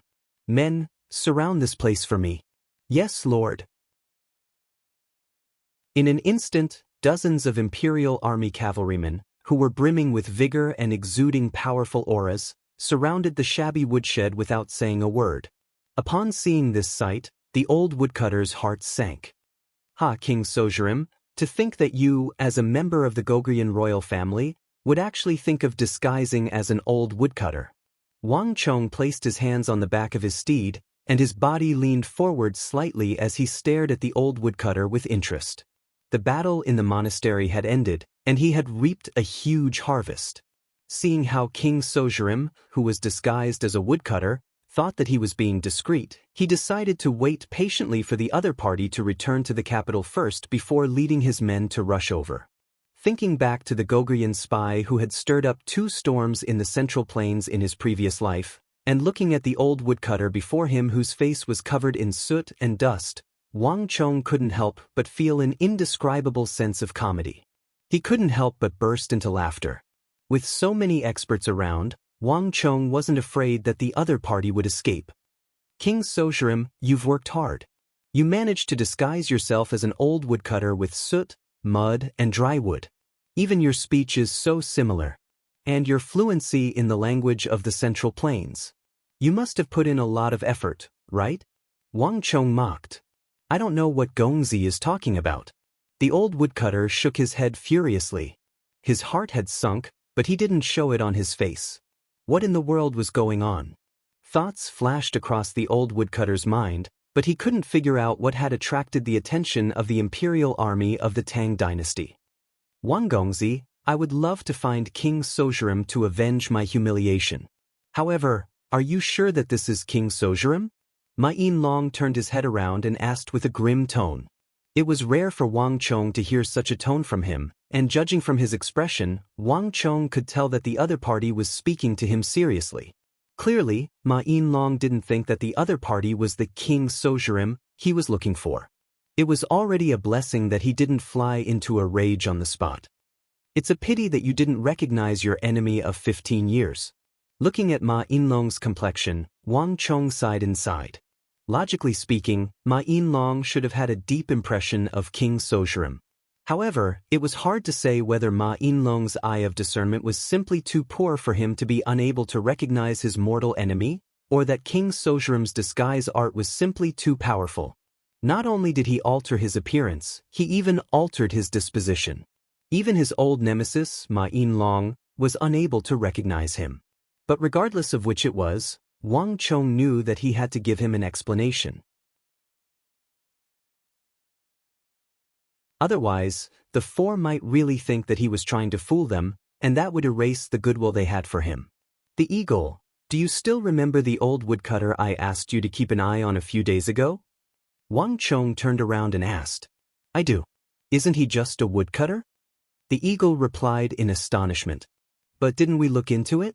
There's nothing wrong with that woodcutter. He only goes to the monastery to deliver a bundle of firewood, and he only stays there for a few seconds a day. Noticing the doubtful gazes from the others, the eagle smiled awkwardly. Scratching his head, he hurriedly explained the matter that had happened a few days ago. This had happened 3 days ago. At the time, Old Eagle had sent a few large birds to scout the surroundings of the monastery. Among them was an old woodcutter. Back then, Wang Chong had him check on everyone. This old woodcutter was one of them. However, back then, the eagle had confirmed that there was nothing wrong with him. He was just an old woodcutter who delivered firewood to the monastery. The time he stayed there was always very short, and his activities were very regular as well. He had never stepped into the monastery before. Back then, Wang Chong didn't say anything, only instructing him to send a nightingale to follow the old woodcutter.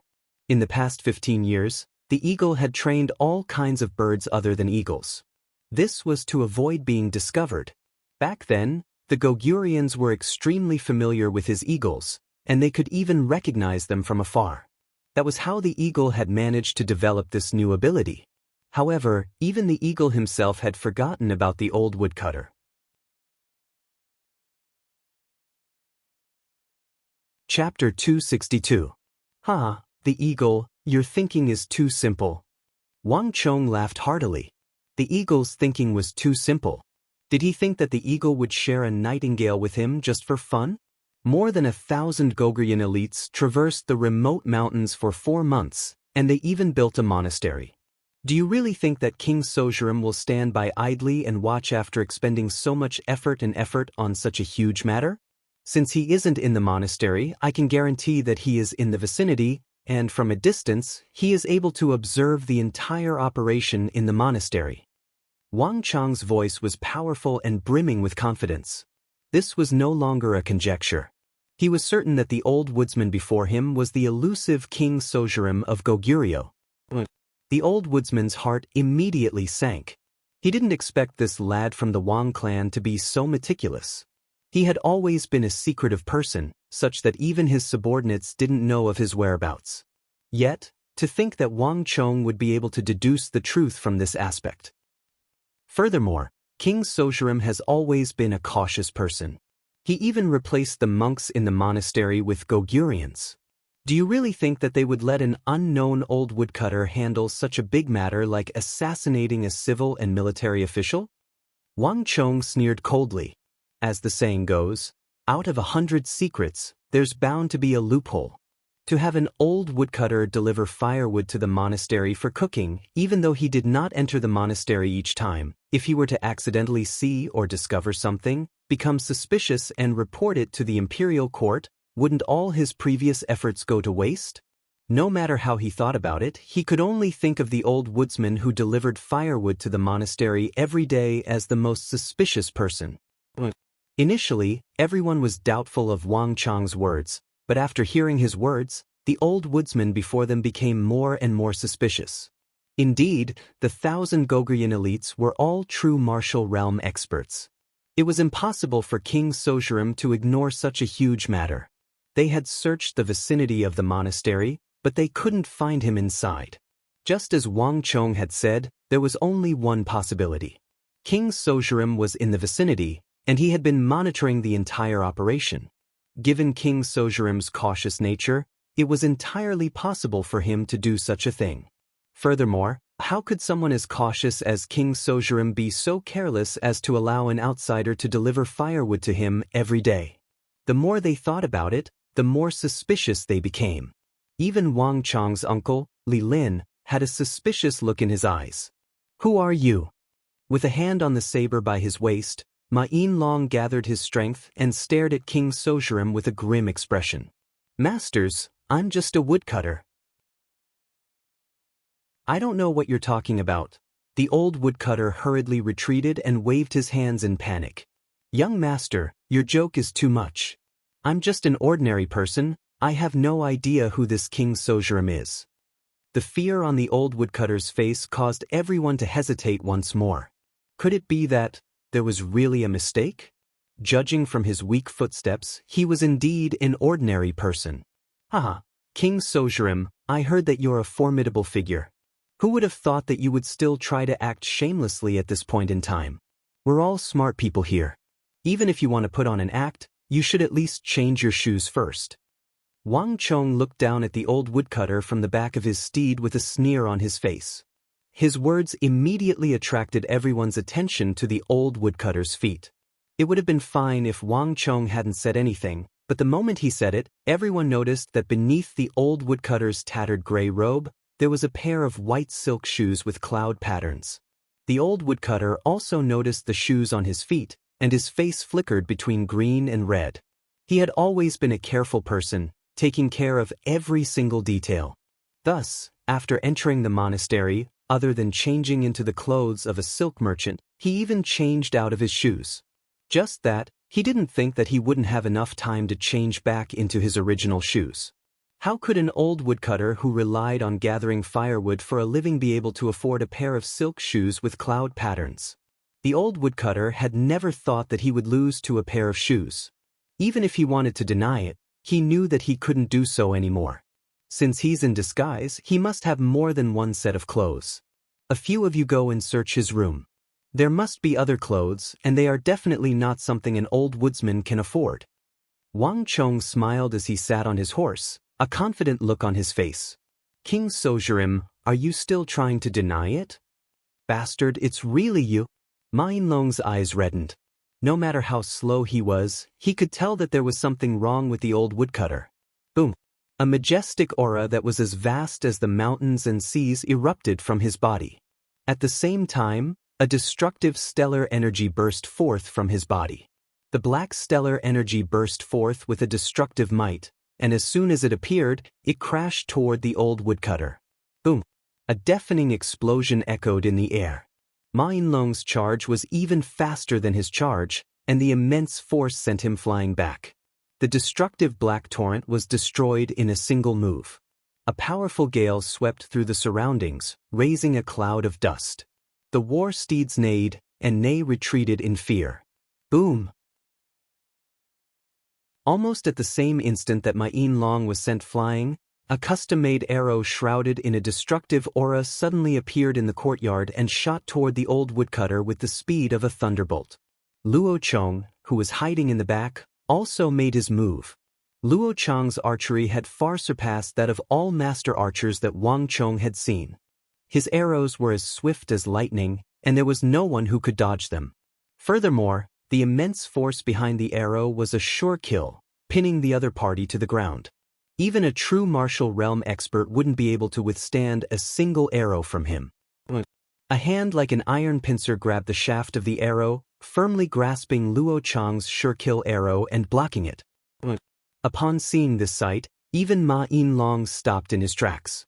Steel Arms, the Eagle, and Solitary Wolf, who were prepared to charge forward, also halted their steps. 800 meters away, Luo Chong held the arrow in his hand tightly. His eyes, which were the only part of his body that was exposed, revealed an incomparably grim expression. This fellow is actually so powerful. Wang Chong took in a deep breath as a chill ran down his spine. Ma Yinlong and Luo Chong were the two strongest people by his side. The first time he met Ma Yinlong at the Bureau of Personnel, the latter's unique black stellar energy had left a deep impression on Wang Chong. Wang Chong felt that there was nothing in the world that he couldn't destroy. As for Luo Chong, the master archer appointed by the King of Song had completely changed Wang Chong's understanding of master archers. Even a true martial realm expert wouldn't be able to withstand a single blow from him. In just a single move, he would be pinned to the ground. This was no different from the god of death. With this person behind him, Wang Chong felt a sense of security. These two were the top experts that Wang Chong had ever seen, but even with their combined strength, they were still unable to stop this old woodsman. In fact, he even managed to grab Luo Chong's arrow in midair with his bare hands. He had never seen such a situation before. Wang Chong urged his steed to retreat. For the first time, he felt a strong sense of danger. Wang Chong had a feeling that he had greatly underestimated this famous Goguryeo spy. Standing on the spot, The old woodsman held the arrow in his hand, and beneath his slightly slanted bamboo hat, a sinister chuckle sounded. To think that someone would see through my identity just because of a pair of shoes. Young man, I have truly underestimated you. You have spoiled so many of my plans. I was planning to kill you later, but to think that you would be in such a hurry. Shwa. His left hand grabbed the bamboo hat on his head and flung it to the ground. At the same time, Kacha, the arrow in his right hand was snapped into two. The old woodsman slowly raised his head and removed the tattered mask that had been damaged by the deluge of stellar energy in the previous clash. In the next instant, an unfamiliar middle-aged man appeared before everyone's eyes. His eyes were long and narrow, and he exuded a cunning and cautious aura. On the other hand, his thick eyebrows seemed to carry an intense killing intent. Anyone who saw him would feel a deep sense of danger. Only the viciousness of a wolf could subdue his subordinates. Only the cunning of a fox could ensure that no matter what kind of danger he was in, he would be able to escape unscathed. Wang Chong had never met King Sozhuram before, but from those eyes and that pair of thick eyebrows, Wang Chong could tell that this person was King Sozhuram. This person's aura was vicious and dangerous. No assassin or killer would have such an aura. Even the three Goguryeo leaders in the monastery immediately bowed down before him. Gongzi, be careful.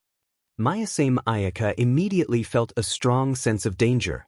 She hurriedly lowered herself to the ground and shielded Wang Chong. This person was simply too frightening, and his cultivation was simply too high. King Sozhuram, I will kill you. Seeing the face before them, the eyes of Ma Yin-long, the eagle, solitary wolf, and steel arms reddened. There was no longer any doubt in their minds. Without any hesitation,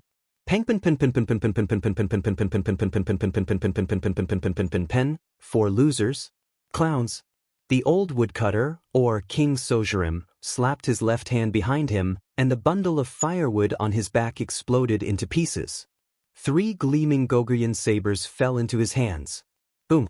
A powerful surge of stellar energy mixed with a sharp saber chi burst forth like a hurricane. With a single jolt, Ma Yin-long, steel arms, the eagle, and solitary wolf were all sent flying. Too powerful. At this moment, King Sozhuram's aura was on full display. The image of an old woodcutter was nowhere to be seen. Ma Yin-long, steel arms, the eagle, and solitary wolf, other than the eagle, whose cultivation was at true martial realm, the other 3 were at profound martial realm Wondan. Yet, the 4 of them combined weren't a match for King Sozhuram. Not only so, the 3 Goguryeo sabers in King Sozhuram's hands exuded a lethal and dangerous aura. Lad, since you've foiled my plans time and time again, I'll start with you. After knocking back Ma Yin-long and the others, King Sozhuram ignored them and charged straight for Wang Chong. Of all of them, Wang Chong was the easiest to kill, and he was the one he wanted to kill the most at the moment. This young lad of the Wang clan seemed to be in his teens, but he felt like he was being held back at every turn. If he didn't get rid of the other party, King Sozhuram wouldn't be able to carry out his plan in peace. That lad was too smart. Furthermore, King Sozhuram had a feeling that if he didn't get rid of the other party soon, the other party would grow into a threat to the empire. By then it would be too late. After killing this lad, he could kill a few more Imperial Army members to vent his anger. By then, he would have plenty of time to hide in the city or escape through the tunnel. Even if there were guards guarding the tunnel, he would still be able to escape with his cultivation. Die. Chapter 263. King Sozhuram had actually abandoned Long Yin-long and the others to deal with the weak Wang Chong. Putting aside Long Yin-long, even Wang Chong was taken aback by this sight. Gongzi, be careful. Mayasame Ayaka was alarmed. She immediately drew her daggers. But with a flash of light, another figure appeared in front of Wang Chong. His speed was much faster than Mayasame Ayaka's. Chong, run! In that instant, Wang Chong's uncle, Li Lin, sensed the danger and stepped in front of Wang Chong. Boom! A majestic blast of energy erupted, sending Li Lin flying through the air. Even Li Lin wasn't a match for King Sozhuram's fearsome saber chi. However, Li Lin's move wasn't completely ineffective either. He managed to neutralize 2 of the 3 saber chi. Boom! With a flash of black light, the final saber chi was destroyed by Luo Chang's arrow from 800 meters away. Hee hee, no one will be able to save you. King Sojurim laughed coldly, reminiscent of the sound of death. Shio! In the instant that the 3 saber chi were deflected, King Sojurim flicked his wrist, and a bizarrely shaped black spiraling dart arced through the air toward Wang Chong. The space in the path of the black spiraling dart began to distort, and the boundless might it exuded seemed to have set the air ablaze. Not good. Wang Chong felt a chill run down his spine. An intense sense of danger surged toward him like a tidal wave, leaving his scalp numb and hair standing on end. King Sojurim's determination to kill him had reached an indescribable level. Wang Chong felt that no matter what price the other party had to pay, he was determined to kill him first. Xiu xiu xiu. With no time to think, Wang Chong slapped the back of his steed and leaped forward. At the same time, he flicked his wrist and shot out 6 sword chi of massacre from his fingers. The martial arts experience he had accumulated in his previous life played a crucial role at this moment. It was impossible for an Origin Energy Tier 9 martial artist to hit King Sojurim's black spiraling dart, but 3 of Wang Chong's 6 sword chi managed to strike it. His clothes were torn apart, and the sharp edge of the dart left a red mark on Wang Chong's shoulder. That was close. Wang Chong's heart chilled. The slightest error could lead to an error of 1,000 li.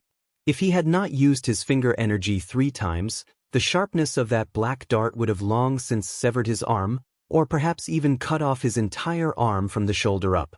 All Imperial Army members, stop him. Don't let King Sojurim get away. Wang Chong issued an order, and as soon as he landed on the ground, he leaped onto the steed of another Imperial Army member. When the Imperial Army members surrounded the firewood hut, they left their steeds outside. At this moment, they became Wang Chong's last hope. Jaya! Wang Chong whipped his steed and galloped into the distance. In the vicinity of the firewood hut, he was the weakest. The bane of the battlefield halo was useless against King Sojurim. In other words, given his current strength, he would surely die if he were to encounter King Sojurim. For a profound martial realm expert, killing an Origin Energy cultivator was as easy as slaughtering a chicken. How is this possible? Looking at Wang Chong's back, King Sojurim was dumbfounded. In terms of speed, his spiral dart wasn't any slower than Luo Chang's. Given Wang Chong's strength, he wouldn't even be able to see it clearly, let alone dodge it. Yet, not only did Wang Chong manage to dodge it, he even struck his spiral dart thrice with his sword chi. Under normal circumstances, such a feat was impossible. Charge together. Don't let him get away. In that instant, dozens of Imperial Army soldiers rushed forward from all directions and surrounded Zhang Xian. Strength was fearsome, but on the battlefield, it wasn't just individual strength that determined the outcome of a battle. It was normal for ants to bite an elephant to death on the battlefield. Tong Long. In an instant, Ma Yin Long, Steel Arms, the Eagle, Solitary Wolf, and Wang Chong's uncle Li Lin charged forward. At the same time, Luo Chong made his move as well. Arrows after arrows flew toward the back of Wang Chong with the momentum of a thunderbolt. In such a chaotic battle, even though it was disadvantageous to his archery, it was still sufficient to stop King Sojurim from pursuing Wang Chong. Tong Long. With just a single strike, 6 Imperial Army members were sent flying, spurting blood from their mouths. Boom! Yet another surge of saber chi sent another group of Imperial Army members flying. Boom! Another saber chi shot out, and in the blink of an eye, another group of Imperial Army soldiers were sent flying while screaming in pain. Ma Yin Long, Steel Arms, the Eagle, Solitary Wolf, Wang Chong's uncle Li Lin, and the rest of the Imperial Army members exerted their full strength, but they were still barely able to surround King Sojurim. But from the looks of it, it seemed like King Sojurim would be able to break through the encirclement at any moment. Too powerful! Everyone's complexion turned awful upon seeing this sight. Even though they were both proficient in the 3 saber art, King Sojurim was much stronger than the 3 Gogrian leaders back in the monastery. Every time his saber flashed, blood would surely splatter. His ferocity left everyone shocked.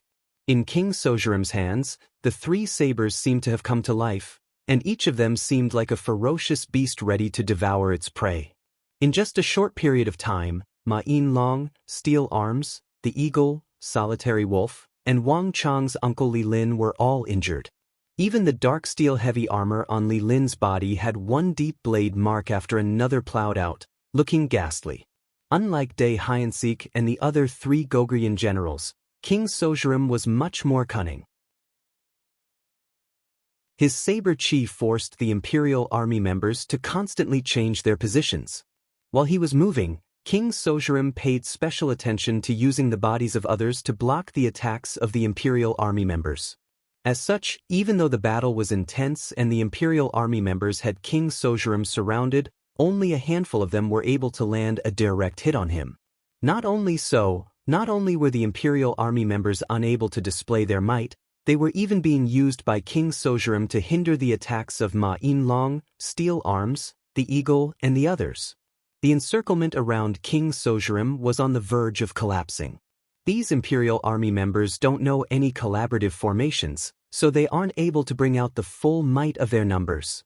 At a glance, Wang Chong saw the crux of the problem and began to worry. There was nothing he could do about it. But after a moment of contemplation, Wang Chong still came up with an idea. All imperial army members form groups of 8.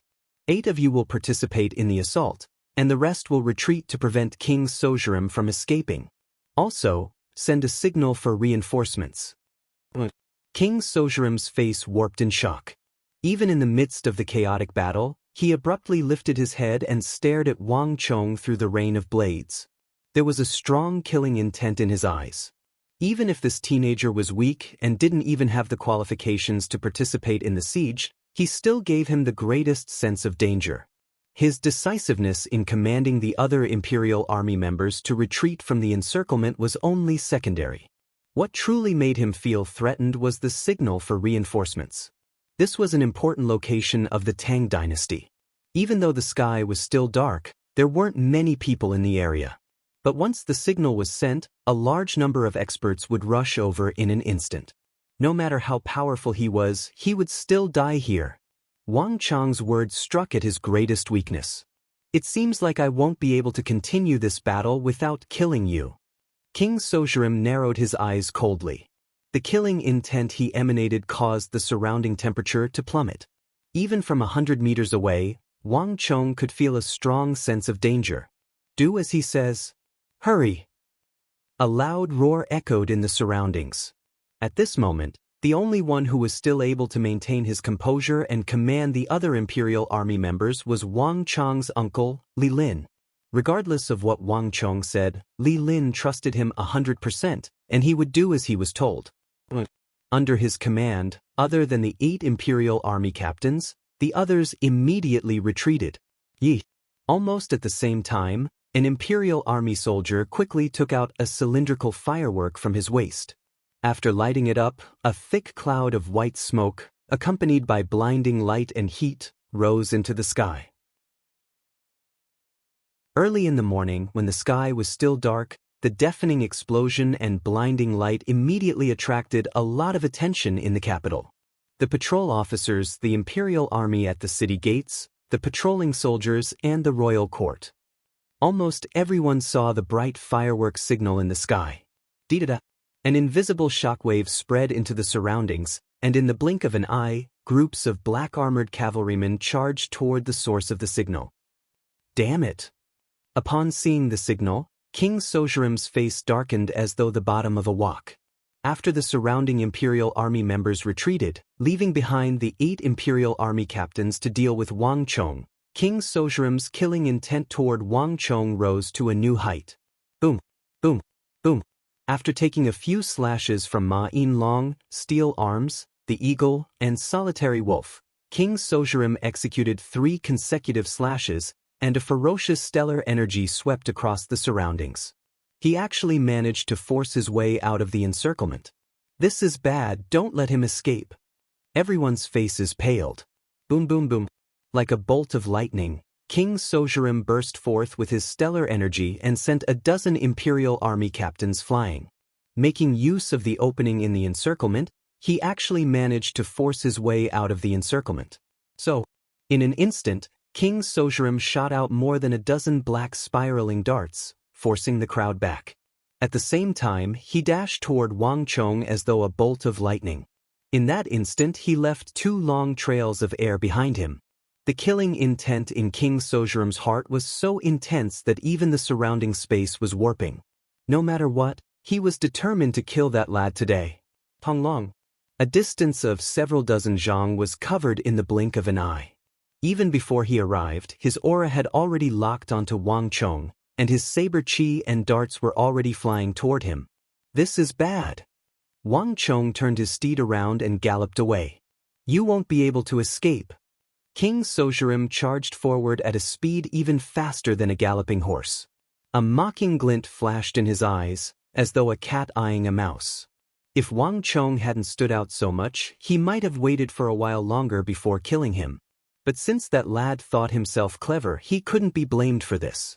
It didn't matter how many soldiers the Tang dynasty sent over, or how fast their reinforcements arrived. He could easily escape after killing that lad. Given his wits, there were simply too many ways for him to escape from this place.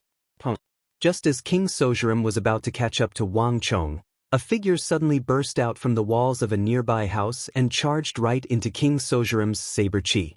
Boom! The saber chi shattered, the stellar energy dissipated, and the killing intent in the air dissipated in an instant. Right in front of King Sojurim, a green-robed elder with a stoic expression and an unfathomable aura suddenly appeared.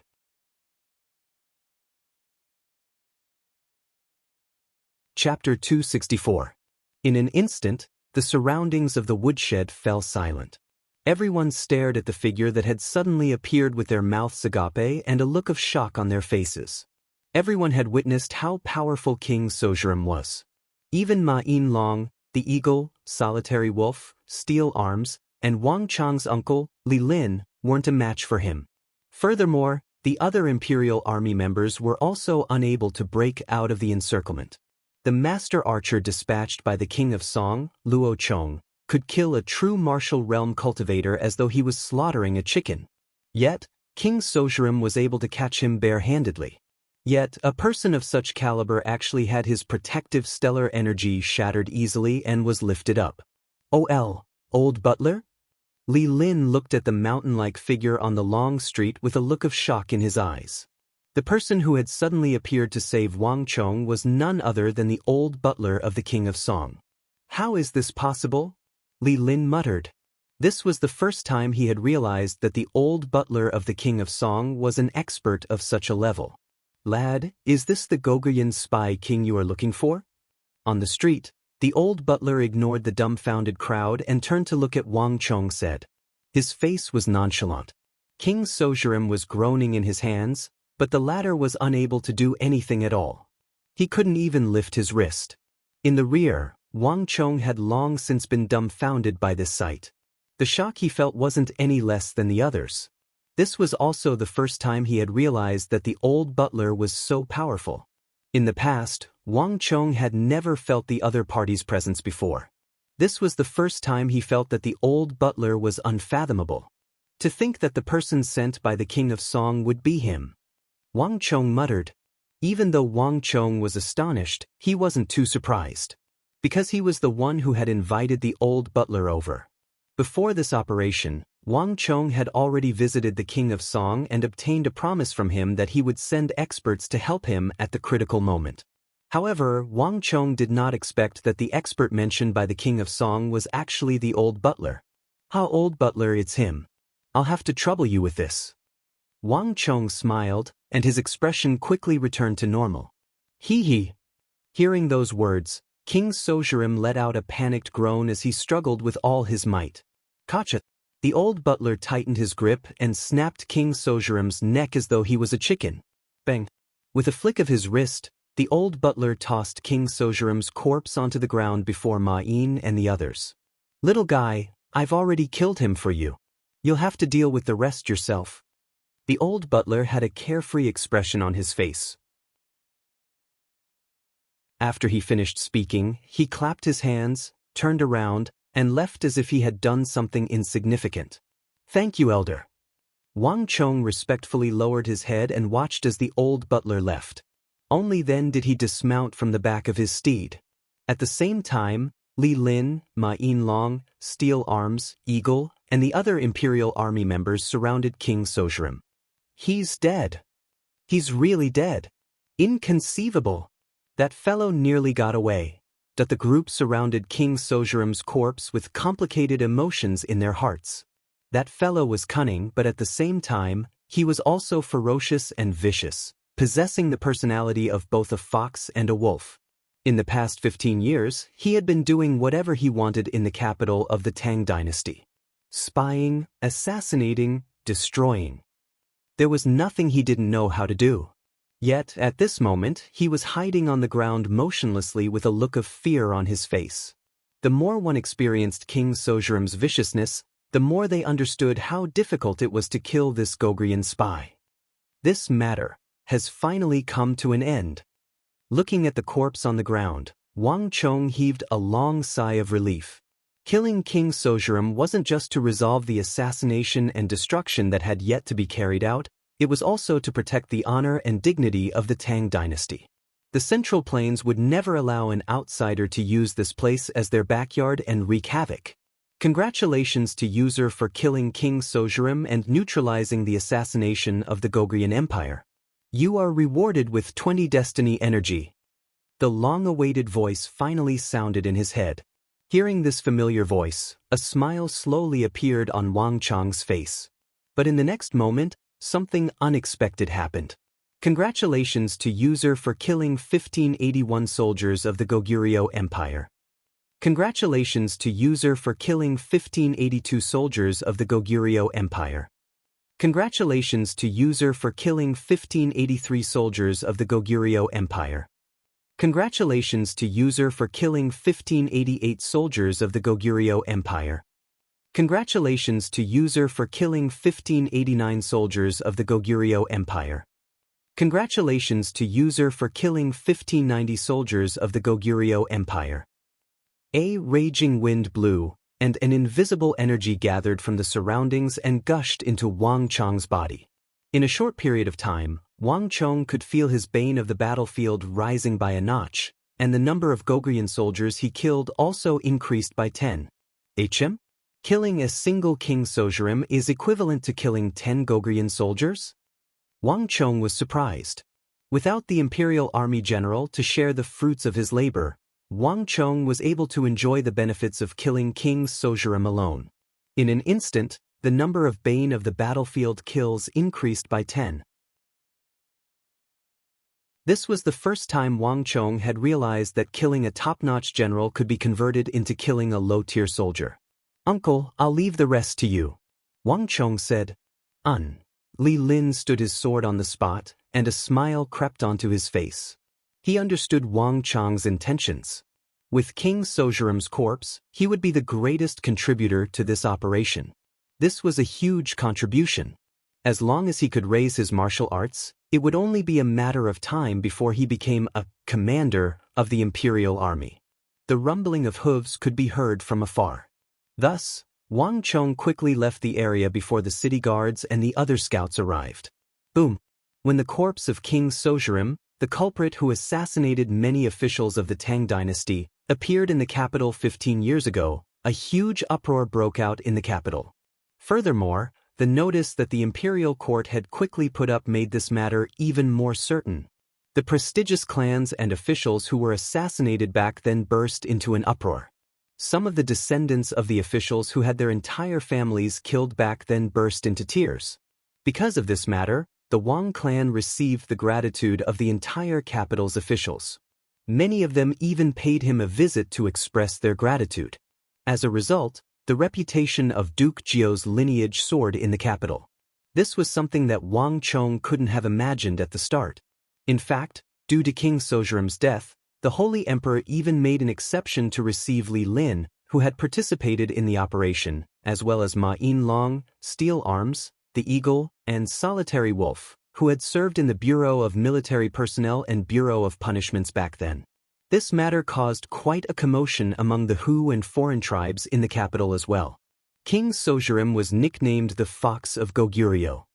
Even though almost no one in the capital of the Tang dynasty had seen his face before, his name still reverberated like thunder in the ears of the Hu. Even so, his name resounded like thunder in the ears of the Hu. The series of feats he had done had pushed his influence to the peak. In the capital of the Tang dynasty, he was definitely one of the top spies. King Sojurim's death was a huge shock to everyone. The capital fell into a rare period of silence. Even the domineering Goguryans fell silent out of fear, becoming much more obedient. In the distant northeast of the Tang dynasty, east of the Anong Protectorate Manor, in the capital of the Goguryeo Empire, a figure smashed his fist on a table. Wang Chong, I'll remember you. One day, you'll pay the price for your actions. That figure clenched his jaws furiously as a bone-piercing hatred flashed in his eyes. Time flew. Regardless of the commotion in the outside world, after the incident with King Sojurim, Wang Chong enjoyed his peaceful yet affluent life. Chong, eat some food, eat some more food. Look at you, you've lost so much weight out there. This is the sea cucumber your father had General Zhang send over from Lingnan. It's very nutritious, so eat more. In the lounge of the Wang family residence, Madame Wang picked up a large piece of sea cucumber and placed it into Wang Chong's bowl with a doting expression. His little sister wasn't around, his father and big brother were in the army, and his second brother was locked up in the imperial prison. Thus, Wang Chong would do his best to accompany his mother. However, upon hearing his mother's words, Wang Chong's chopsticks froze for a moment. General Zhang? Lingnan? Wang Chong stared in shock at the juicy sea cucumber in the white jade bowl, which had been soaked in soup and was overflowing with fresh and tender meat. His mother might not understand it, but how could Wang Chong not understand? His father rarely sent anything over, needless to say, sea cucumber. With just a few mouthfuls, Wang Chong could tell that this wasn't any ordinary sea cucumber but the most valuable first-grade immortal soup, jade sea cucumber. Other than having a good texture, it was said to be able to extend one's lifespan and nourish one's body, making one feel younger. The concubines in the palace loved to use this to beautify their skin. The Wang Chong clan was also a wealthy clan. Wang Chong had earned more than 1,000,000 gold taels from Wuzi steel. Initially, Wang Chong thought that his mother had bought it from outside, but it seemed like that wasn't the case at all. Father doesn't have any friends with General Zhang, much less Lingnan? Wang Chong's heart was in turmoil. His mother might not understand the military, but how could Wang Chong not? As someone who had lived through 2 lifetimes, Wang Chong knew all of his father's acquaintances and subordinates. There weren't many generals with the surname Zhang in the military, not to mention, his father had never been to Lingnan, so how could there be a general with the surname Zhang to help him bring sea cucumber? General Zhang, General Zhang. How could this be General Zhang? He must be Zhangqiu Jianqiong. Thinking back, Wang Chong's mind suddenly became clear. The Wang clan had helped Zhangqiu Jianqiong a lot in his bid to enter the royal court. This time, even before he had arrived at the capital, he had already sent several boxes of superior sea cucumbers over. This person is truly an incredible person. Wang Chong chuckled inwardly upon knowing who the gift was. If his father was here, he would never accept it. However, Wang Chong was different. Knowing that it was a gift from Zhangqiu Jianqiong, Wang Chong felt even more at ease. Chong, what's wrong? Madame Wang asked in astonishment. It's nothing, hee. Wang Chong quickly recovered from his daze and began wolfing down the sea cucumber. Judging from the time, Zhangqiu Jianqiong should be arriving at the capital soon. Wang Chong thought. Jianan was extremely far away from the capital, but Wang Chong was certain that Zhangqiu Jianqiong was traveling day and night. There was no way he could calculate the distance based on the distance traveled. This was a crucial moment for the selection of the Minister of War, so it would be weird if Zhangqiu Jianqiong didn't sit still. Come, it's about time for us to meet. This thought flashed across Wang Chong's mind, and he quickly lowered his head. You're tuning in to the Passion Pages YouTube channel. We're so grateful for your support, and don't forget to subscribe to join us on this incredible journey through captivating stories. Your generosity through donations truly makes a world of difference, as it's the primary source of revenue that allows me to expand and enhance this channel for you. Thank you from the bottom of my heart for being a part of this adventure.